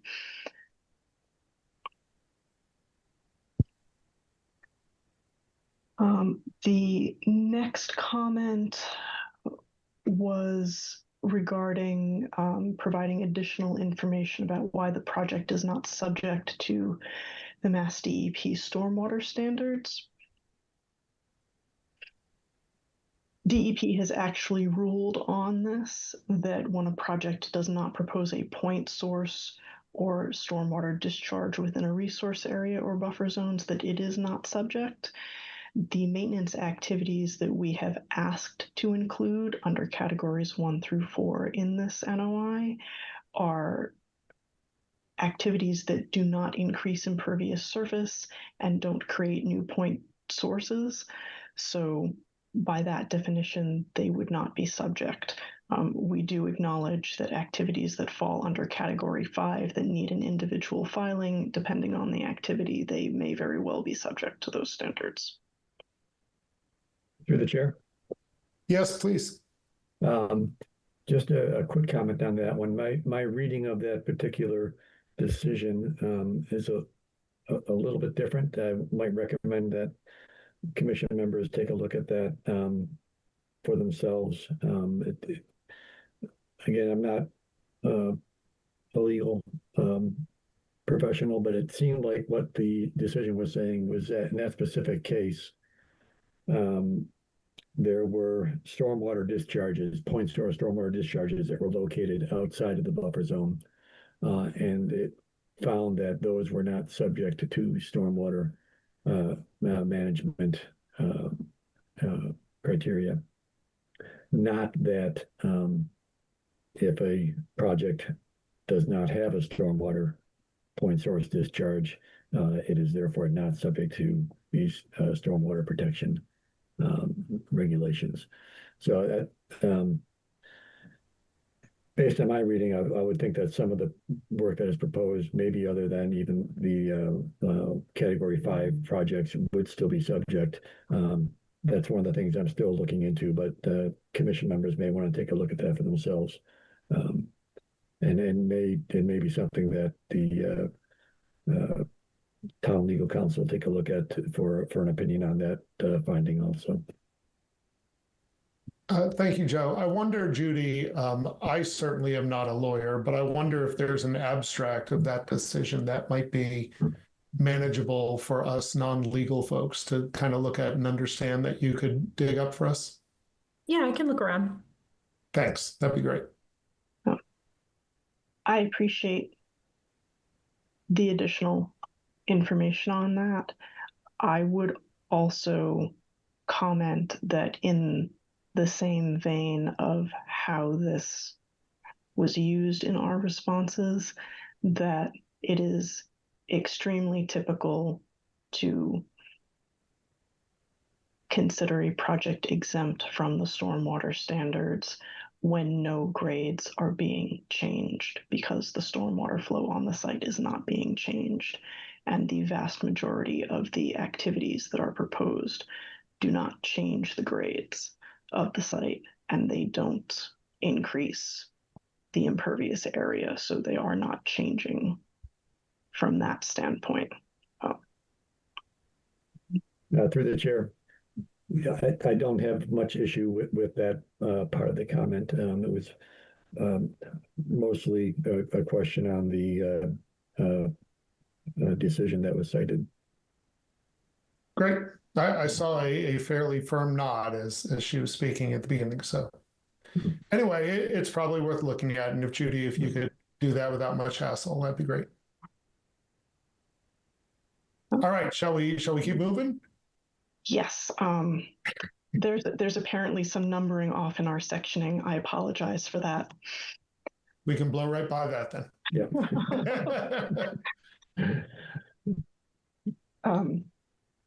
Lucas Environmental recommended that we describe how it will be determined that work is not proposed within the 125 feet of a vernal pool, especially those that are not necessarily mapped by natural heritage as either certified or potential. And going back to our response to the first comment, we would rely on the communication mechanism with the Conservation Department to alert us if we missed something, essentially.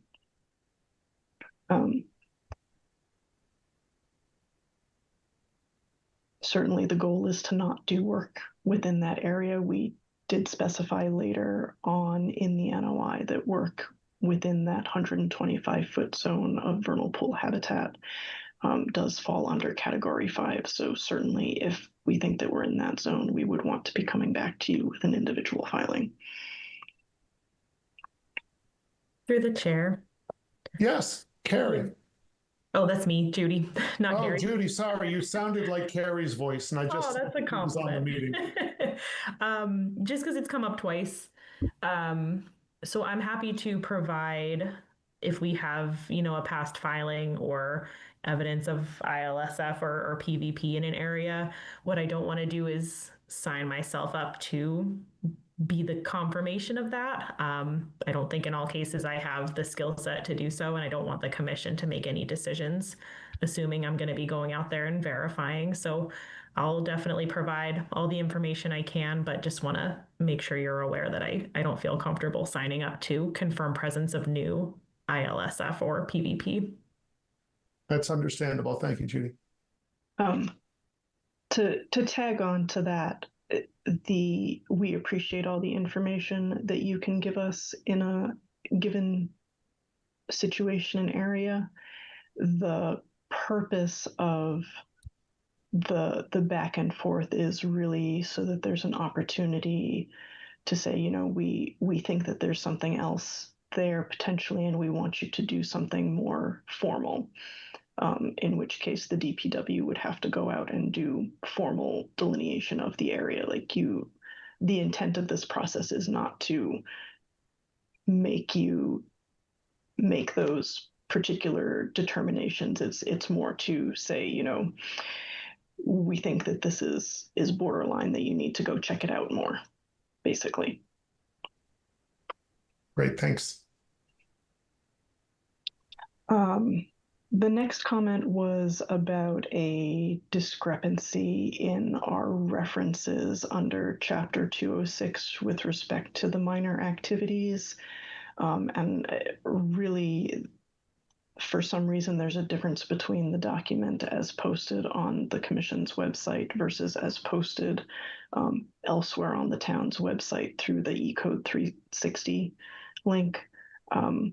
The same language is in both places. One just happens to separate the language out under a section I and the other does not. Okay. Seems pretty minor. Yeah.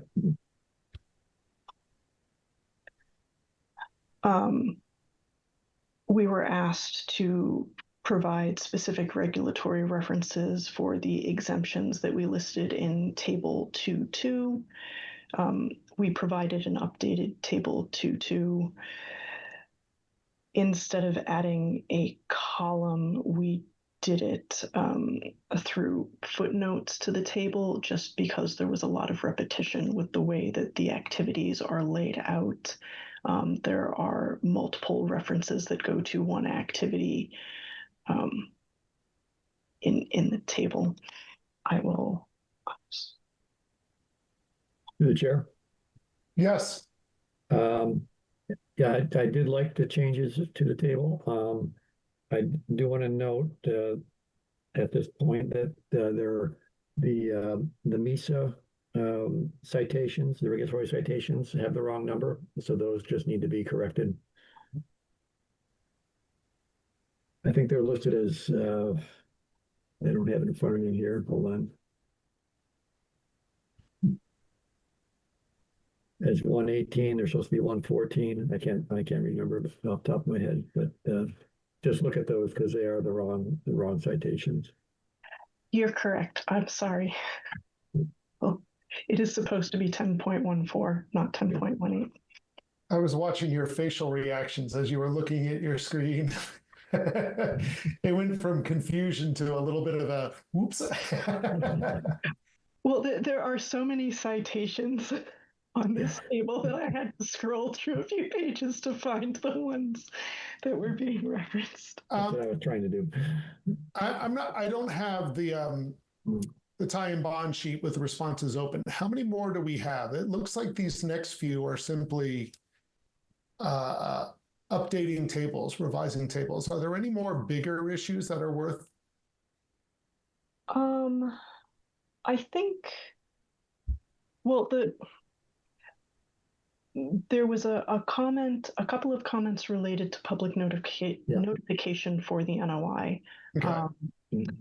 One was about the notification for this NOI that we are talking about right now, which because it would be a financial burden on town resources to send certified mail to every single person in town. We requested at the time of filing that the legal ad serve that purpose in this case. That was essentially done with the caveat that we would notify residents in advance of specific work under this NOI happening, which the second procedure really is. And again, we don't want to send certified mail out to individual property owners because it adds up. It's a drain on town resources, especially throughout a given year. So what we proposed was that the town would use several public distribution options for that. They would use their existing distribution mailing list. They would use the DPW's website, and they would use the DPW's Facebook page to post notices. We did, in the original NOI, include an abutter notification template, which would be used for those notices. Great. So there was that. The other major things I think were actually in response to the recommendations that we received from Judy, one of which was adding several activities to table 2-2 that we had just been discussing. Essentially, our understanding is that the commission is currently working on a revision to the regulations that would include additional activities as exempt. So Judy recommended we add those to the table, which we did. And the other, I think, major thing is that our original procedure for communication was that we give the Conservation Department at least 48 hours notice. And Judy's recommendation was that we provide at least 4 business days instead.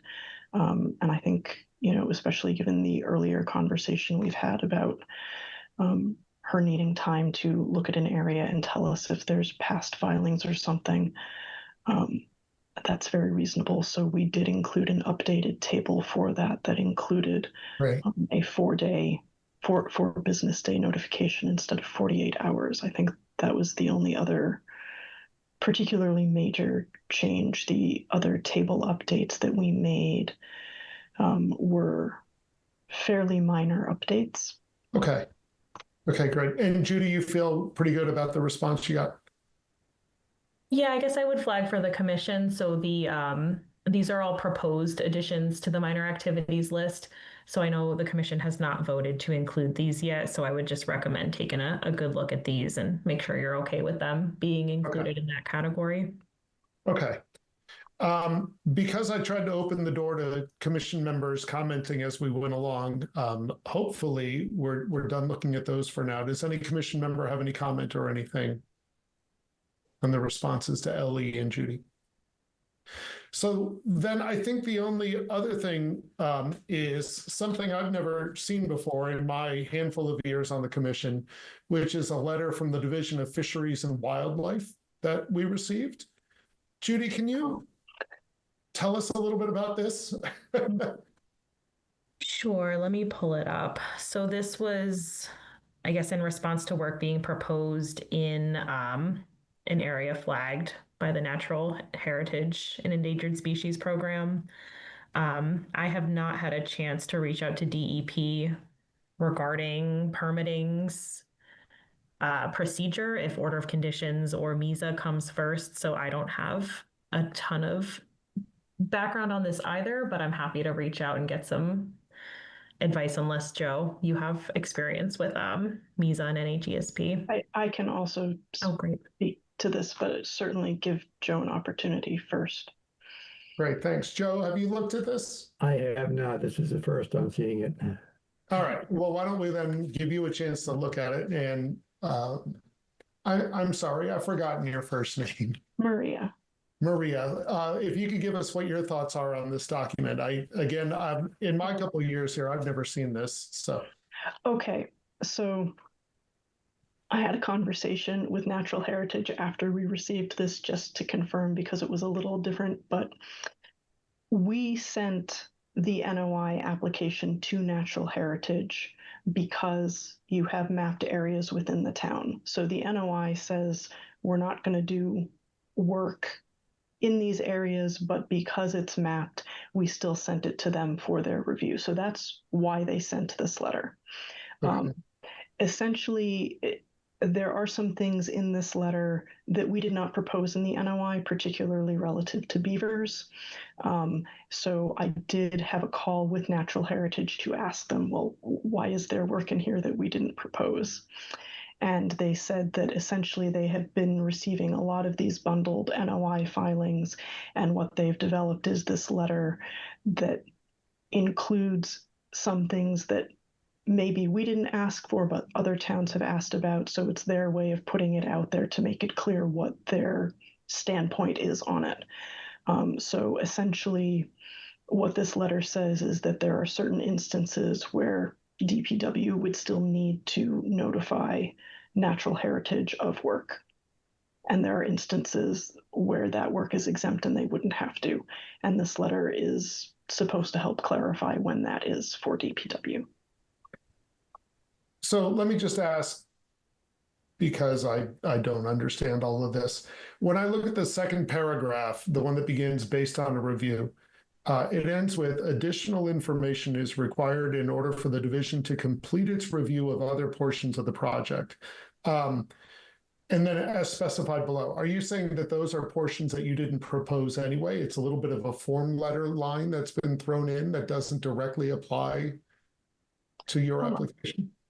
A little bit. Judy, do you mind scrolling down a little so we can see the table that's there? So when I spoke with them, I did confirm that no additional information is needed right now. Usually when we have a specific project and we file with them for concurrent review, usually they have to issue a letter eventually that says that there's a take or no take or relative to a specific species. And because this is a town-wide thing, they're not doing that right now. Basically, they said there's some work here. So if you look in this table, anything under the MESA column where it says exempt, they're saying that work is exempt. Go forth and do the work. If it says file MESA in that column, then that's an instance where if it's within mapped area, Natural Heritage wants to hear from the DPW before the work happens. Okay. And there are, if it's a few columns down, it's on the second page of the table. There's some information about installation and repair of beaver deceivers. That is an example of an activity in this table that we did not propose. Okay.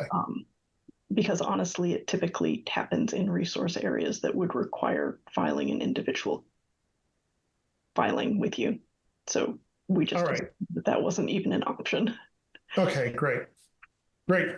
So we can give Joe a chance to look at that to make sure that he's fully, but it sounds like it won't be a problem then, I guess. All right. Well, are there any commission comments or questions at this point, having reviewed the new material we have? Are there any comments or questions from the public? I'll flip through looking for the little yellow hands raised. And Carrie is here. Carrie, do you have any final comments or anything to offer? Nope, that's a no, it looked like. All right. Well, what I would like to do, since the DEP number just came today and there's a short comment. Did I lose you guys? No, there you are. I would like, and I do want to give Joe a chance to fully kind of process everything that happened tonight. I would love to continue this to our next meeting, Maria, if you feel comfortable with that as well. Before we do that, would it be possible to just have very brief discussion of the DEP comments so that we can make sure we're addressing those appropriately? Sure. With the, fingers crossed. Could you pull those up, please? Commission members, I think this arrived today, so if you haven't seen it, that would be completely understandable. Yeah, pretty late in the afternoon, so sorry about that. So the first note from DEP is really about that sometimes riprap can be considered fill within bordering land subject to flooding. And our general feeling on that is that yes, technically it can be viewed that way. So there are a couple of different approaches we can take. We can say that we would like to rely on the communication about, are we saying that we're putting in like not a whole lot of fill right here? Or is this a big enough amount of riprap going in that we really need to do more consideration? Because again, this is for maintenance of areas that already have riprap in them generally. The other way to approach it is to essentially say that riprap stabilization is not an option under the work approved under this NOI. So I think from the DPW's point of view, the first one of those options would be nicer for them, but you're the authority, so we would just kind of like some direction on which path we should go down to make sure that we revise any materials appropriately to reflect which way we should approach it. Okay. I'm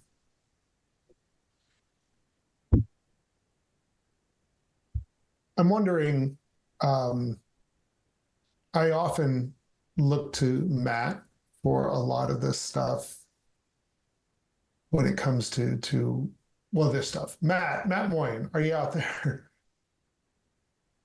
I'm out here. I'm wondering if you have thoughts on this brief paragraph, even if you didn't get a chance to read it, hearing what Maria said and reading it over. I wonder if you can help me with what our next step should be, what advice we should give Maria, what guidance. Just let me read the actual language real quick here. Sure, of course. We'll play some hold music. Through the chair. Yes, Judy. Just a thought that I had with Maria's response. I wonder if DEP was considering new fill or a distinction between maintenance of existing riprap. So maybe that would be worthwhile to see if DEP has a distinction between the two.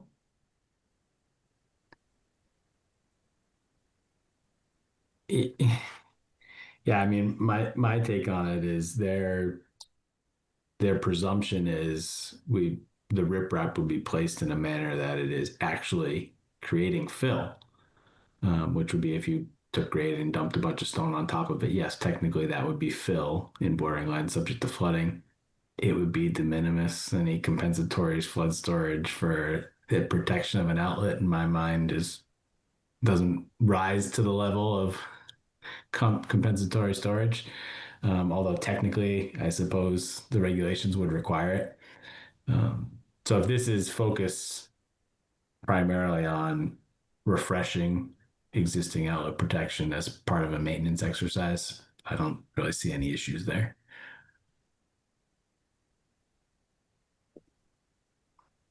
Is that helpful, Maria?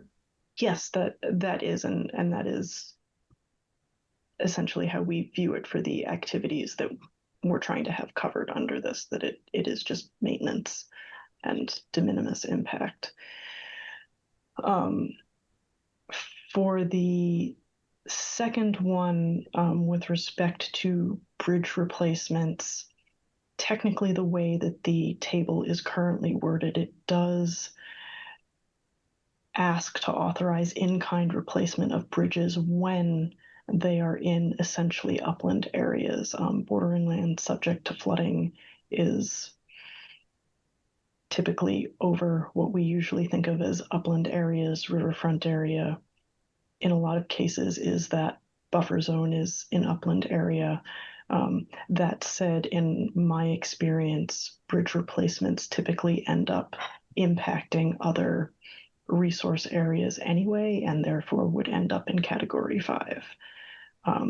So I guess my ask for guidance on how you'd like us to approach this is, if you just want us to add further clarification on it, because the item itself is for repair or replacement. We could split it into 2 items and take the bridges out of the replacement item.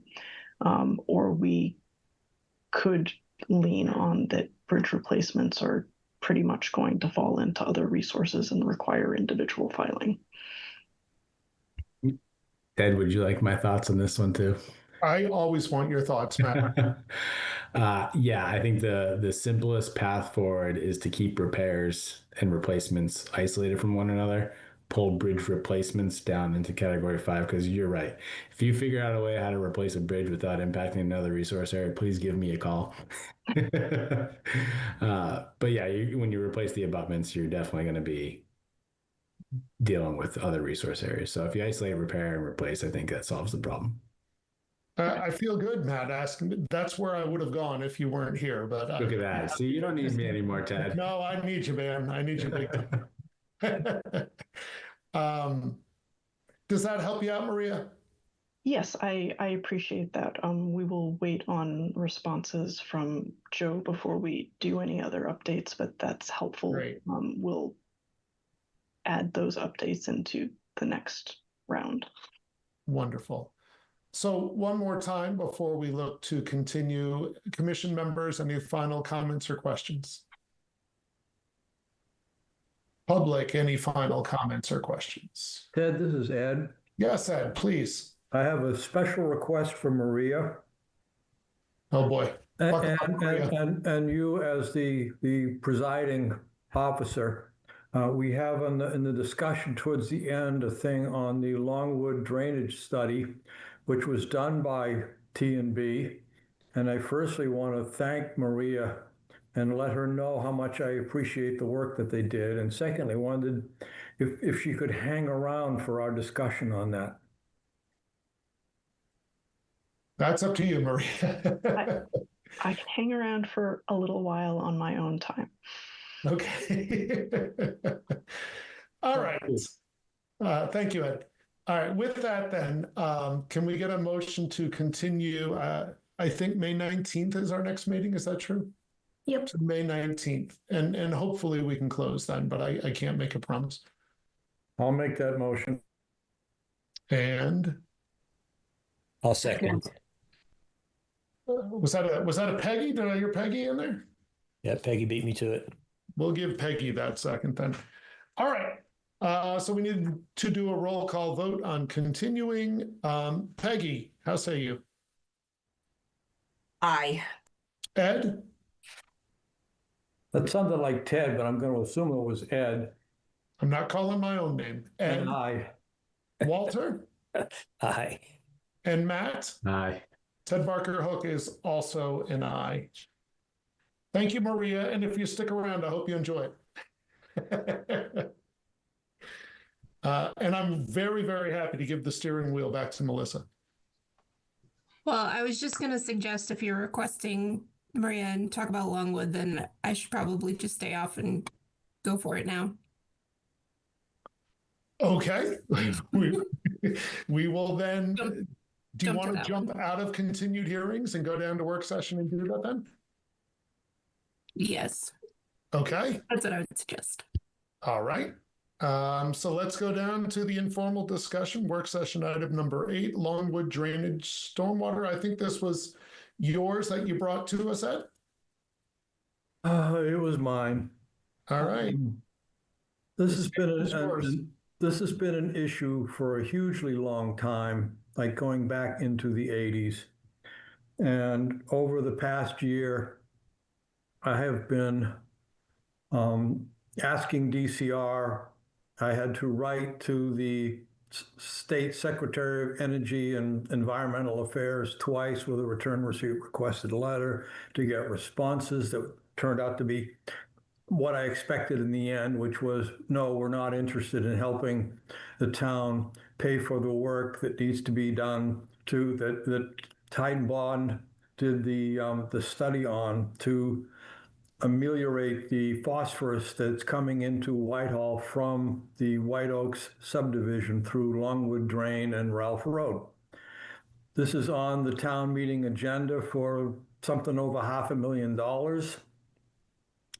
And I'm hoping that the members of Concom will be supportive of it at town meeting.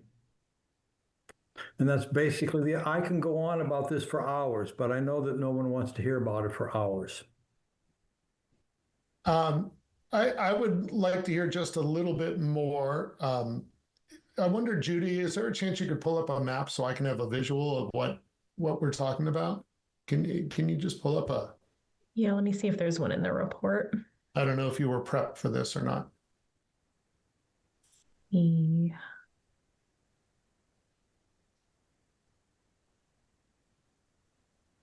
And while she's doing that, Ed, could you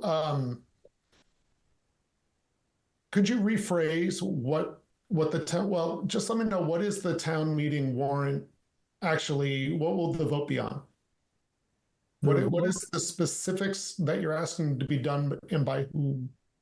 The vote is to implement the work required to resolve the phosphorus coming through the storm drains into Whitehall.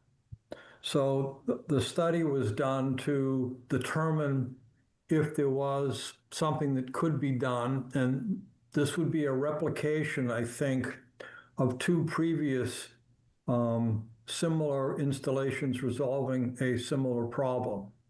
And Maria may have some comment on that, but if she wasn't prepared for this, I wouldn't expect her to know. But I believe it was 2 towns where it has been done previously.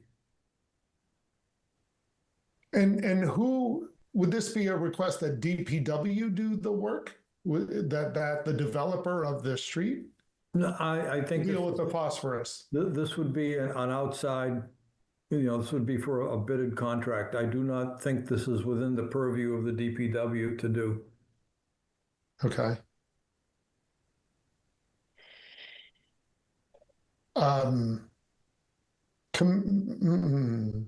Maria, I don't want to put you on the spot if you're still out there. I don't see you on my screen right now. Oh, you're still here somewhere. Maria, if you have absolutely nothing for Ed, that's okay, but I wonder if you have anything to offer. I do not specifically have something to offer for this project. I really appreciate Ed asking me to stay to listen to it. but it's not a project that I am directly involved with Okay. right now, so I don't think that I should comment on it. Okay, great. I certainly don't want to put you on the spot at all. Ted, if I can interject.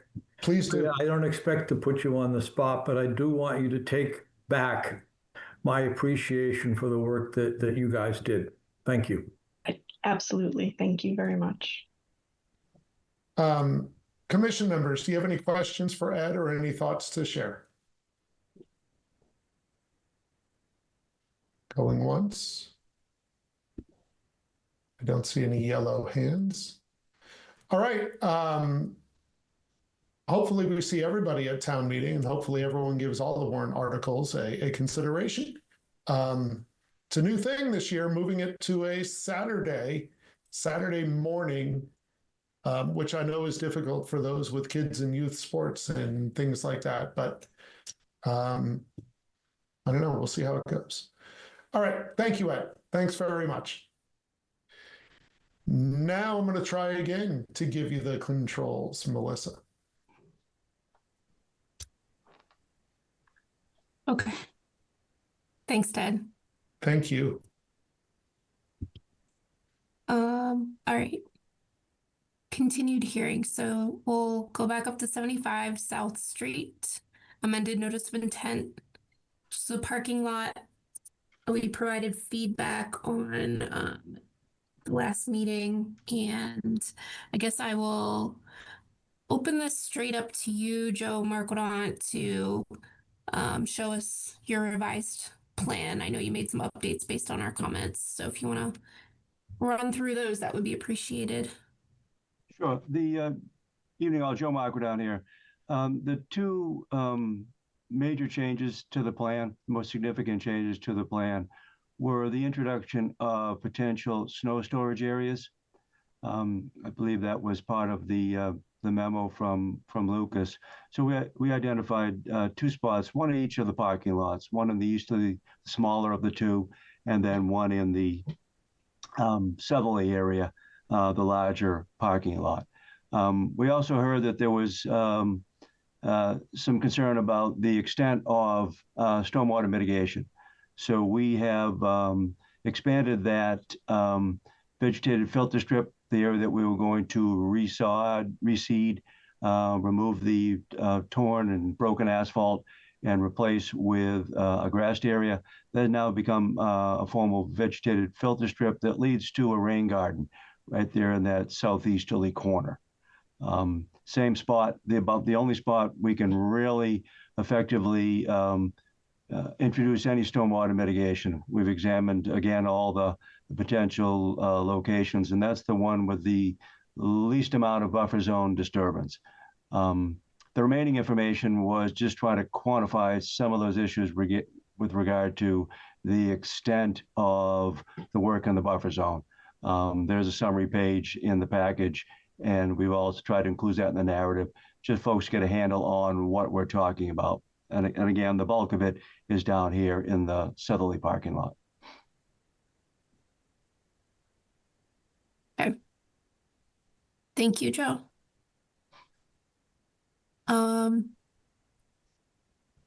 Joe Orzel, I saw you issued a comment letter.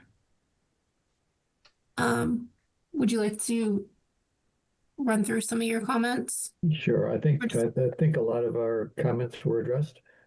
Just a couple that we're continuing. Again, number one was the Conservation Commission to discuss whether the amended notice is the appropriate way to go. The plans are updated as Mr. Marquardt had described. The operation and maintenance plan was also updated to include the proposed vegetated filter strip and rain garden that are now at the end of that parking lot. Our recommendation is that the OMP be revised to include mowing of the vegetated filter strip at a frequency to maintain the grass between 3 and 6 inches, so it's functioning maximally. And also grass clippings should be collected from that area. Mowing should also be removed as a maintenance item within the rain garden itself. Typically, you don't mow those, especially if you've got shrubs growing in there as part of the vegetative mix. Also noted that on page 5 of the OMP, it states that snow will be plowed along the entire length of the roadway. Just wanted clarification because there are proposed snow storage areas. And I didn't know if that was referring to just a portion of the driveway or if that's an error and needs to be revised. Also noted that the detail of the vegetative filter strip on sheet 1.6 includes the 2-foot wide pea-stone diaphragm, and that functions to act as a level spreader for the vegetative filter strip. That's not indicated on the plan view. I know it's pretty narrow, but I don't know. I think it probably should be indicated on the plan view also that is there. The applicant provided a TSS removal table, and it appears that the TSS removal value of 0.25 that was awarded for the vegetative filter strip seemed quite high. The regulatory value of 0.1 is established for a vegetative filter strip with a minimum width of 25 feet. So we've got a narrower vegetative filter strip and a higher TSS removal value. So I think that needs to be looked at or explained where that value came from. Also recommending some information on sizing of the rain garden for with respect to various storm events. Not sure what its storm event it is sized for.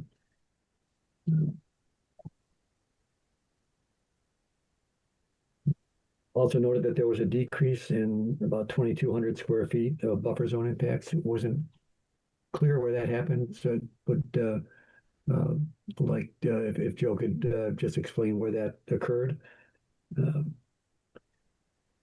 Based on their response, there is no work proposed off-site on the parking lot. However, there is erosion controls being proposed off-site. Would recommend that if any of the work is done, even if it's just the erosion control installation off-site, that the signed permission needs to be obtained from the abutting property owner, and that abutting property owner would the abutters to that would also need to be notified. The option would be to move the erosion control barrier to the property line with just some kind of a filter tube installation or something like that, and keep it off the abutting property. And I think the last comment was with respect to the vegetative filter strip, that the applicant investigate the use of native grasses for that area. And that's it.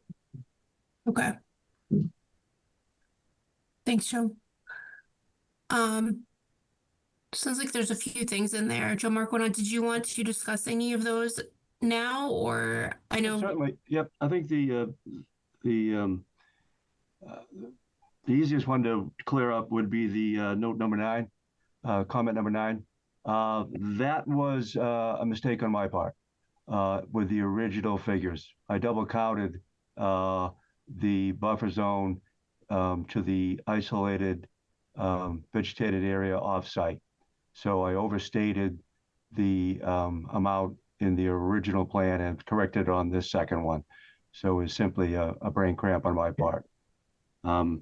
With regard to the erosion control, I guess we would like to simplify this rather than extend notifications, continue on involving the owner of 77, who has indicated he is willing to allow the work to happen. We would move the erosion controls back to the boundary line in the middle of the parking lot. We were simply trying to make this easier for the contractor. Anything that could escape would be caught by the erosion controls in the grassed area of number 77. We have no interest in complicating this, so we will move the location back inside the bounds of the parcel owned by Lance at number 75.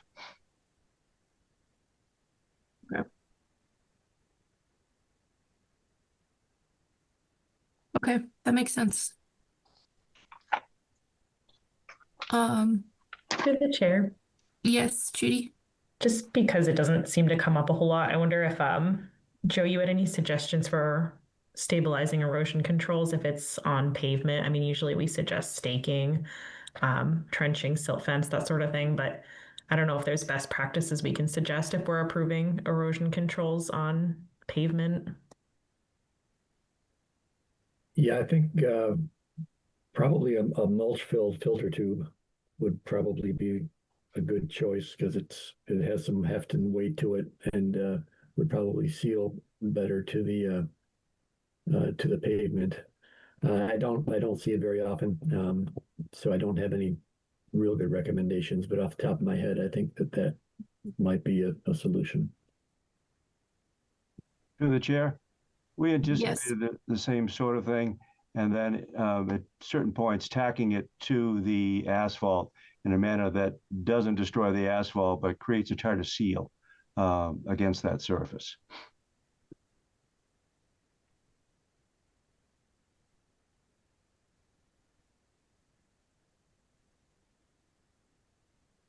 Okay. So,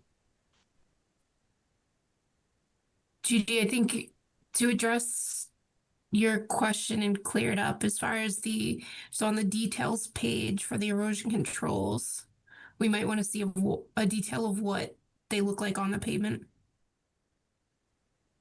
Okay. Yeah, I think if the commission is okay with that option versus getting permission to put it on the neighboring property. So if you're comfortable with that, maybe just more information on how it's being kept in place. Yeah, okay. I think I'm okay with that, keeping it on the property, as long as we have a clear picture of how that's going to be accomplished.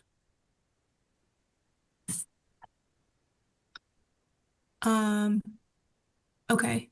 So a few other things there for you to work on, Joe, to address Joe Orzel's comments. The one, it's still, I guess, an outstanding item. I can't remember if we addressed it in the last meeting or not, so I'll just bring it up again. Joe Orzel, you mentioned whether this is amended notice of intent appropriate if we deem that's appropriate. Right, Judy, we didn't actually make a decision on that or not at the last meeting? I don't believe so. Okay. So just to, I guess, make that clear or clear that up now, I think we should decide if that's acceptable or not to the commission.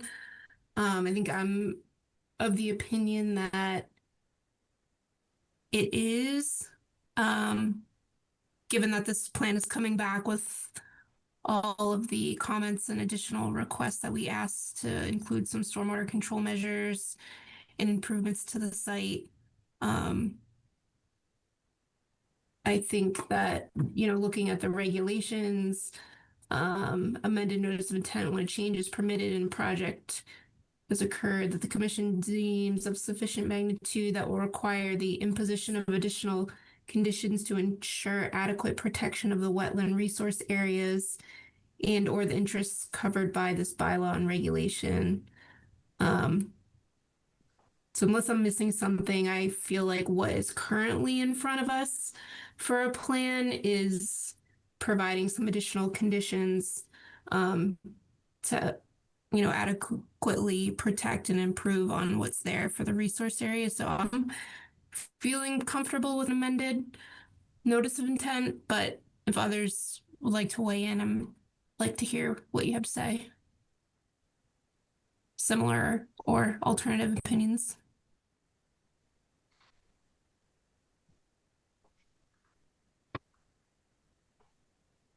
Melissa, to break the silence, I'm with you. Okay. I was just gonna say. Yeah. I was just finding my mute button, but yes, I think an amended NOI makes sense. All right. So we'll go with that. I don't know that we can or should close it tonight without having Joe's comments addressed. And the plans updated with those things. So I guess I'll ask you, Joe Marquardt, if you're amenable to addressing those comments and closing this out at the next hearing. Certainly, that'd be fine. Okay. Then I'll just ask for a motion to continue, and also just bring up, Peggy, you had mentioned that you would recuse yourself. I believe, do you want to speak for a moment just on that topic based on your current position? Yeah, no, I work in the wayside cleanup program at Mass DEP, and this property is one of we only have 7 active sites in Hopkinton, and this is one of them. So since I work in the wayside cleanup program, I opted to recuse myself from this just to eliminate any, I guess, perceived conflict of interest issues. Yeah. Thank you. We appreciate that. So, that being said, can I get a motion to continue this out to May 19th? So moved. And seconded. All right. All in favor, Ed? Aye. Ted? Ted is an aye. Walter? Aye. Matt? Aye. Peggy is abstaining, and I am also an aye.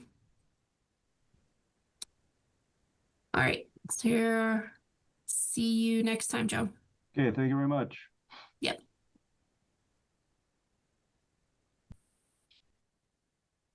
All right. See where we are. Going down the list. All right. Informal discussion item, draft Hopkinton Wetlands Regulations update. So being that it's 9:30, we'd hoped to have some discussion on this, but I think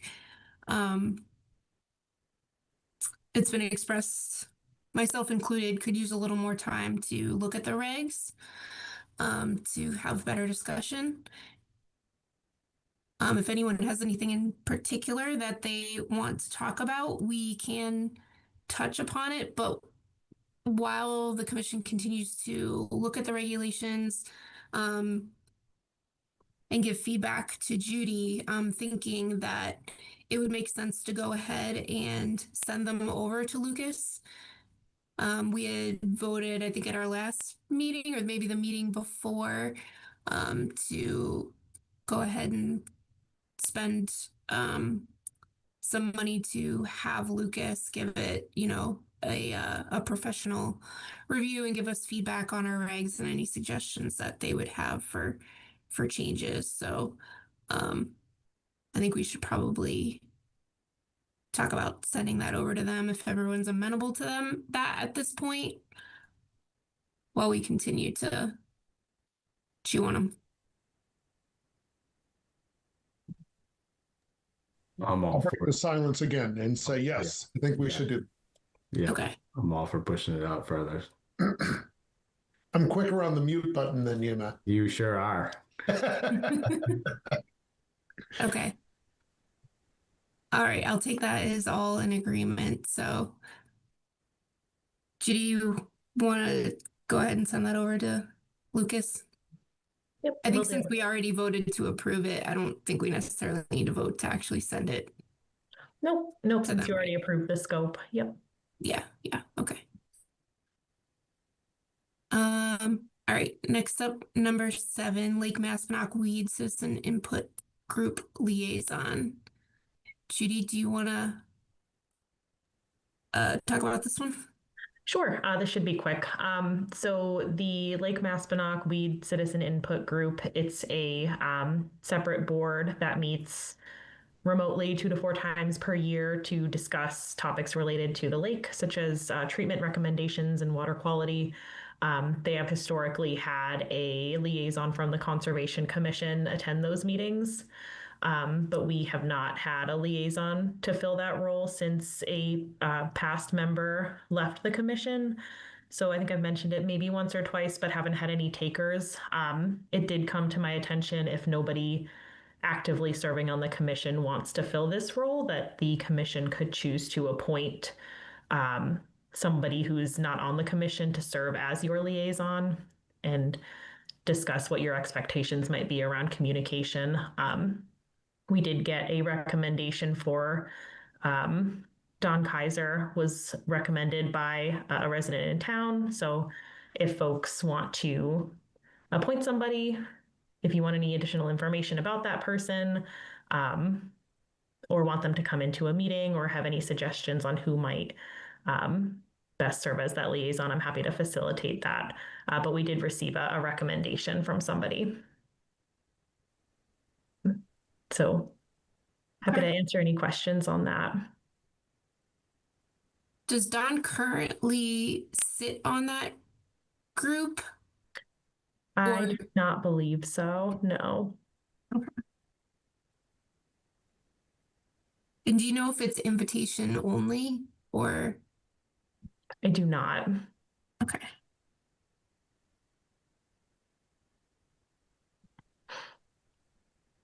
All right.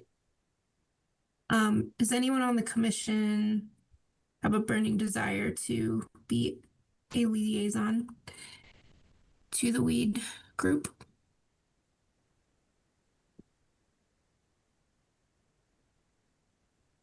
I'm pretty booked. Yeah, no, it's fine. I wanted to make sure and ask.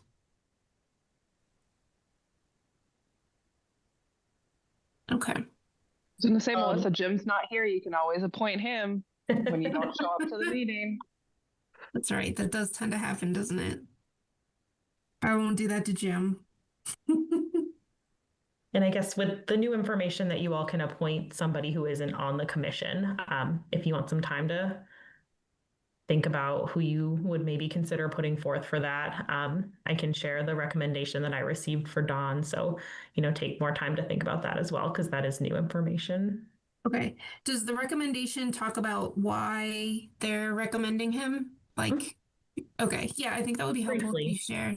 Yep, absolutely. Give a little background.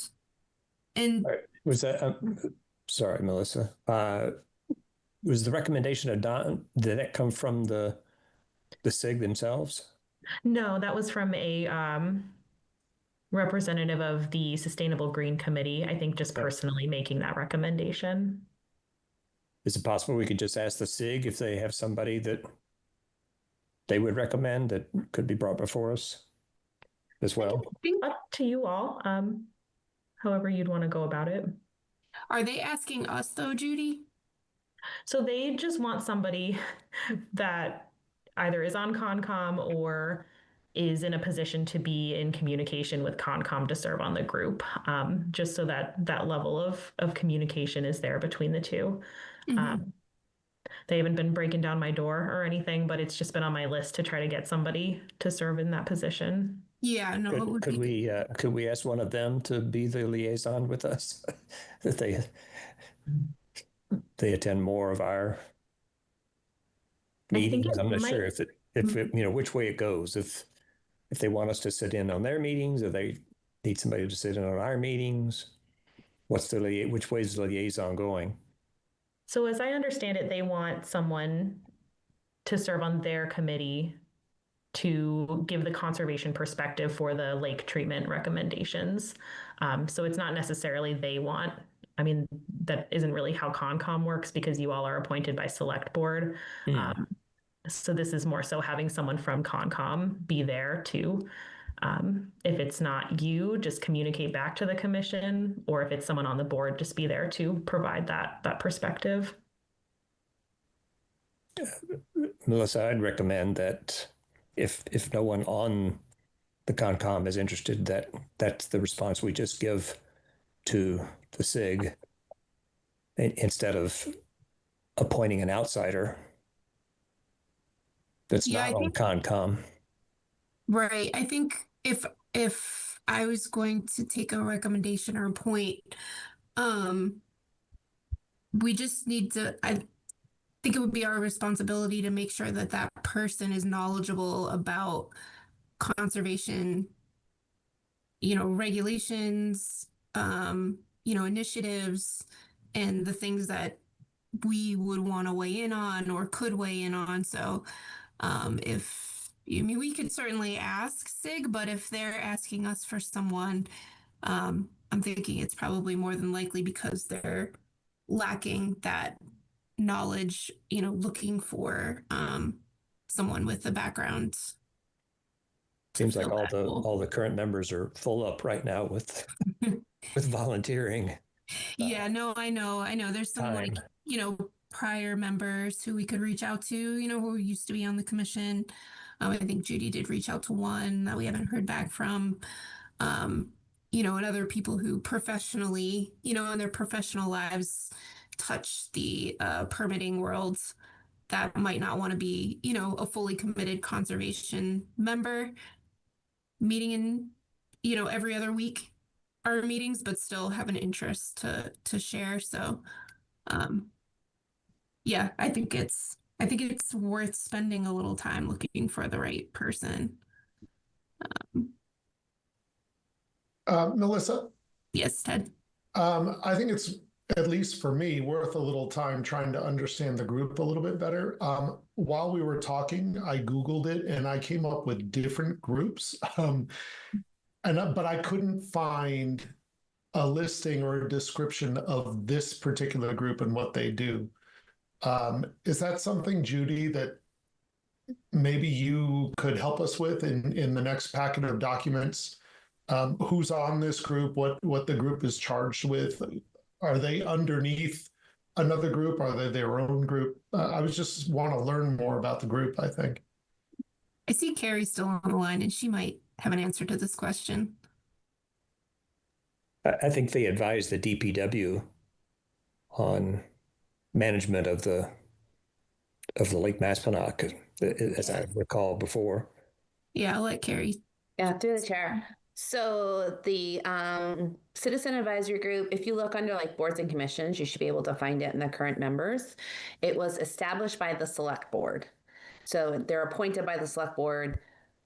There's at-large members, and then there's a representative from the Conservation Commission. And I think that's it. And then there's like another caveat of like one person needs to live on lake and something like that. But it's a direct report to the select board, and their purpose was, when the initial treatments were proposed, the select board wanted more research and survey and work into that. So that's how it got formed. And there has been a member from the Conservation Commission on it for quite a while. Janine was the last one, right? Yeah, it was Jeff and then Janine. Yeah. Yep. But I just found the purpose, and they advise the select board directly, and then they give input, and DPW helps eventually, depending on what kind of recommendation they make. I just found some minutes from 2019, so I'm on the case. I'm starting to learn more, but thank you. Yeah, so it sounds like it can't be someone that's already in that group. There's an empty seat basically for a commission member, right? Yeah. Yeah, I forgot about the Parks and Rec Commission designate. And so the Parks and Rec Commission has always designated somebody. It was a person who was on the commission and then was no longer on it and still want to serve on this advisory group. So is a designate, not an actual commission member. Okay. And do we have any idea when their next meeting is? I don't know. I don't think they've scheduled it. I think they're going to wait. They generally meet maybe once a quarter. So their next meeting would probably be in early June to try to schedule a next survey and sampling event. Okay. Is this the one Joe Baldiga is? Correct. He's the leader of that. Oh, there we go. Okay. So I think that's our goal, is before their next meeting. We can double check that, Judy, in the meantime, if that's June, but give ourselves a timeline to try and nail that down. So, Judy, what you just showed us, that's the same group because the title is a little different. I found that group too, but that title is a little bit different from what's on the agenda. I'm not trying to be corrective, or I'm just trying to understand. Yeah, it's funny because it's in the description as citizen input group, but you're right, it has a different title up here. So I don't know if it just has multiple names or. I've just always known it as the CIG. That's it. It's had multiple names. I think, and initially was the SIG, and that's what people called it, CIG. And then when the select board made like official, they gave it this official long name, but nobody actually uses it because it's too long. But it's one and the same. This could be the CAG.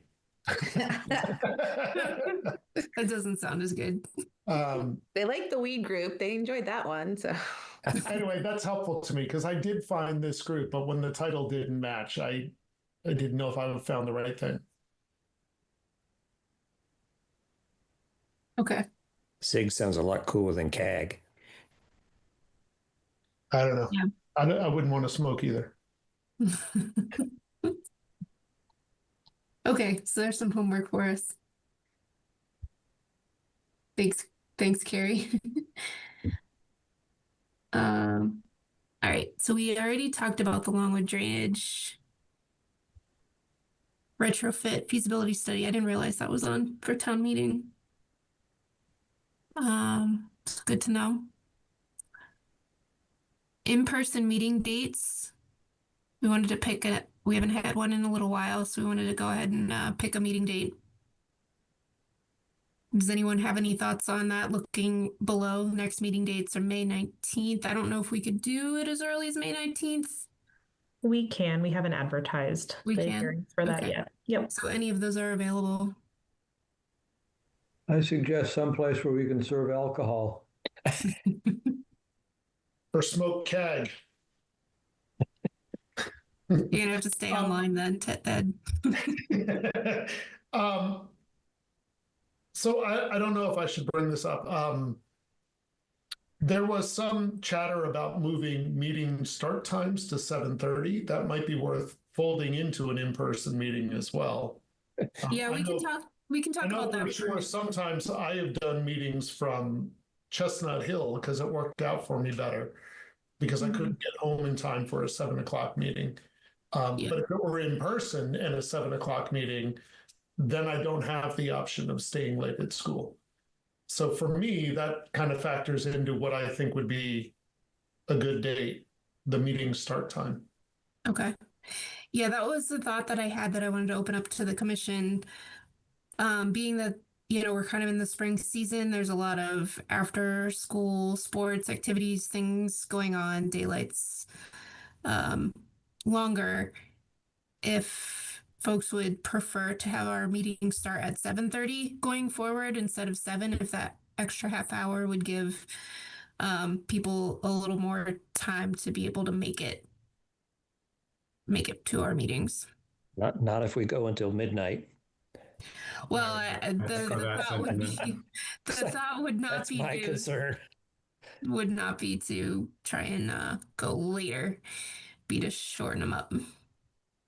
Yeah, I mean, I'd be against pushing it back to 7:30 for the reason Walter just shared. We've had so many late nights that it's getting to the point where it's become exhausting to be on the commission, to be quite frank. Totally agree. We say 7 to 9, but we don't. It seems like we don't mean that. Yeah. I agree with those comments. I'm already falling asleep until 10. So then, Melissa, my own input is, if that's the vibe and that's fine, I would prefer not to have an in-person until my school year is done because of my commute and my responsibilities at school. Okay. So June 30th would be the earliest that I would vote for. Well, I would hope for an in-person meeting. I'm totally flexible on that regard, so I don't care. I agree with that too, because I'm actually going to be away for the first 2 dates. My daughter's graduating from college. Yeah, congratulations. Thanks. And then I'm on vacation, so June 30th is not that I'm the biggest contributor to this, but I'd like to meet all of you in person. Yeah, no, If possible. that would be good. Okay, so June 30th you could do, Peggy, or that? Yes, you could. June 30th I could do. Okay. Let's go ahead and put that in then for in person. Sounds good. Okay. Anybody have anything else or any suggestions for how to shorten our meetings? I am always open. Yeah, I can take constructive criticism. Have less on the agenda. I don't know, or meet more often or something. I would much rather meet twice as often instead of going till 10, 11 o'clock at night. Meeting more often would be every week. Yeah, that doesn't work. That doesn't Nope. Just tell the public we're busy. And it wouldn't change how many items are on the agenda, honestly. Yeah. Applicants would just ask to be on the next agenda no matter what. Good point. Yeah, I mean, we've talked a little bit about this before, Melissa, but my one suggestion would be is to just hold applicants' feet to the fire. If they don't respond to comments in an adequate time, we don't discuss the project on the agenda. It's just, we receive your comments on Friday. We haven't had enough time to review them. Recommend that we continue. Yeah. And that's an excellent that eliminates probably 30, 45 minutes of the meeting right there. I like that. That could be actually a standard, Melissa. I mean, no discussion unless your input is received X number of days before. I think we were talking about rolling something into our, not necessarily. I wanted to put in the regs. Not necessarily in the regs. Maybe it's in the regs, but at least on the website or something. I know a lot of towns, materials are required 1 week, 2 weeks, whatever it is. They have a meeting date and they have a new submissions deadline date and a new materials deadline date. And if an applicant doesn't meet that date, they're not on the agenda. I think it's a great idea. Or they're on the agenda and it's just an immediate continuance, right? Right. Yeah, we can look. So Judy, I know the town of Needham does that. They have it posted for the year. And I think you have to have everything, I forget, 2 weeks before a week. It gets a little funny if it's a new hearing or an old hearing, but yeah, we can. I think the most common I've seen, Melissa, is it's 2 weeks for a new filing, and it's 1 week prior for new information on an ongoing filing. That's the most common I've seen. That's not to say it's the only one I've seen. Yeah. Most common I've seen. Okay. Yep. Yeah, I think that should be pretty easy to post. And I don't think we need to do anything. It's just a policy. Maybe we vote on it in the next meeting to make it official. And I can let applicants know as much as I can, but it is up to them if they want to show up. So in those cases, you might just have to enforce it. Right. Yep. I think the other thing we bump up against, and I know we're at 10, but this stuff is important in trying to shorten the meetings. I'll take this one going a little longer to help shorten the ones in the future. Yeah, I know. Well, so attendance and who can vote on hearings have been doing a lot of. Judy and I have been doing a lot of research over the last week as we come against the 12 North Mill, which has been going on for over a year. And we get to a point where we don't have enough people who can even really vote on it because of the rules in place of missing a number of meetings. And when they keep getting kicked out, to your point, Matt, if they can't, come to a hearing because they don't have their materials available, then in the long run, that's better for them, because otherwise, if you keep showing up to these meetings and rehashing old information, you're setting yourself up for quorum issues, when the commission eventually does have to vote. Yeah. So that's important too. And I think Judy, applicants can be made aware of that this is something that helps them as well, by limiting the number of meetings that they have to attend if they're ready to go. Kind of keeps them out of that predicament where you end up without a quorum when you want to vote on it. Oh, I mean, it helps keep them honest too, right? They're the ones controlling when they get us the information. It's completely out of our control. Yeah. So if they have a desire, the applicants to move something forward more quickly, then it's in their best interest to file the information in a timely manner so that we can, fulfill our roles, and our consultants can fill their roles. Mm-hmm. Yep. I do think that your detailed agenda was helpful, Judy. If anybody has any feedback for that or things that could be put in there, if the amount of information Judy had, if that was helpful to speed up conversations, feel like that could be another tool. If you have things at the fingertips rather than having to ask questions again and whatnot, but well,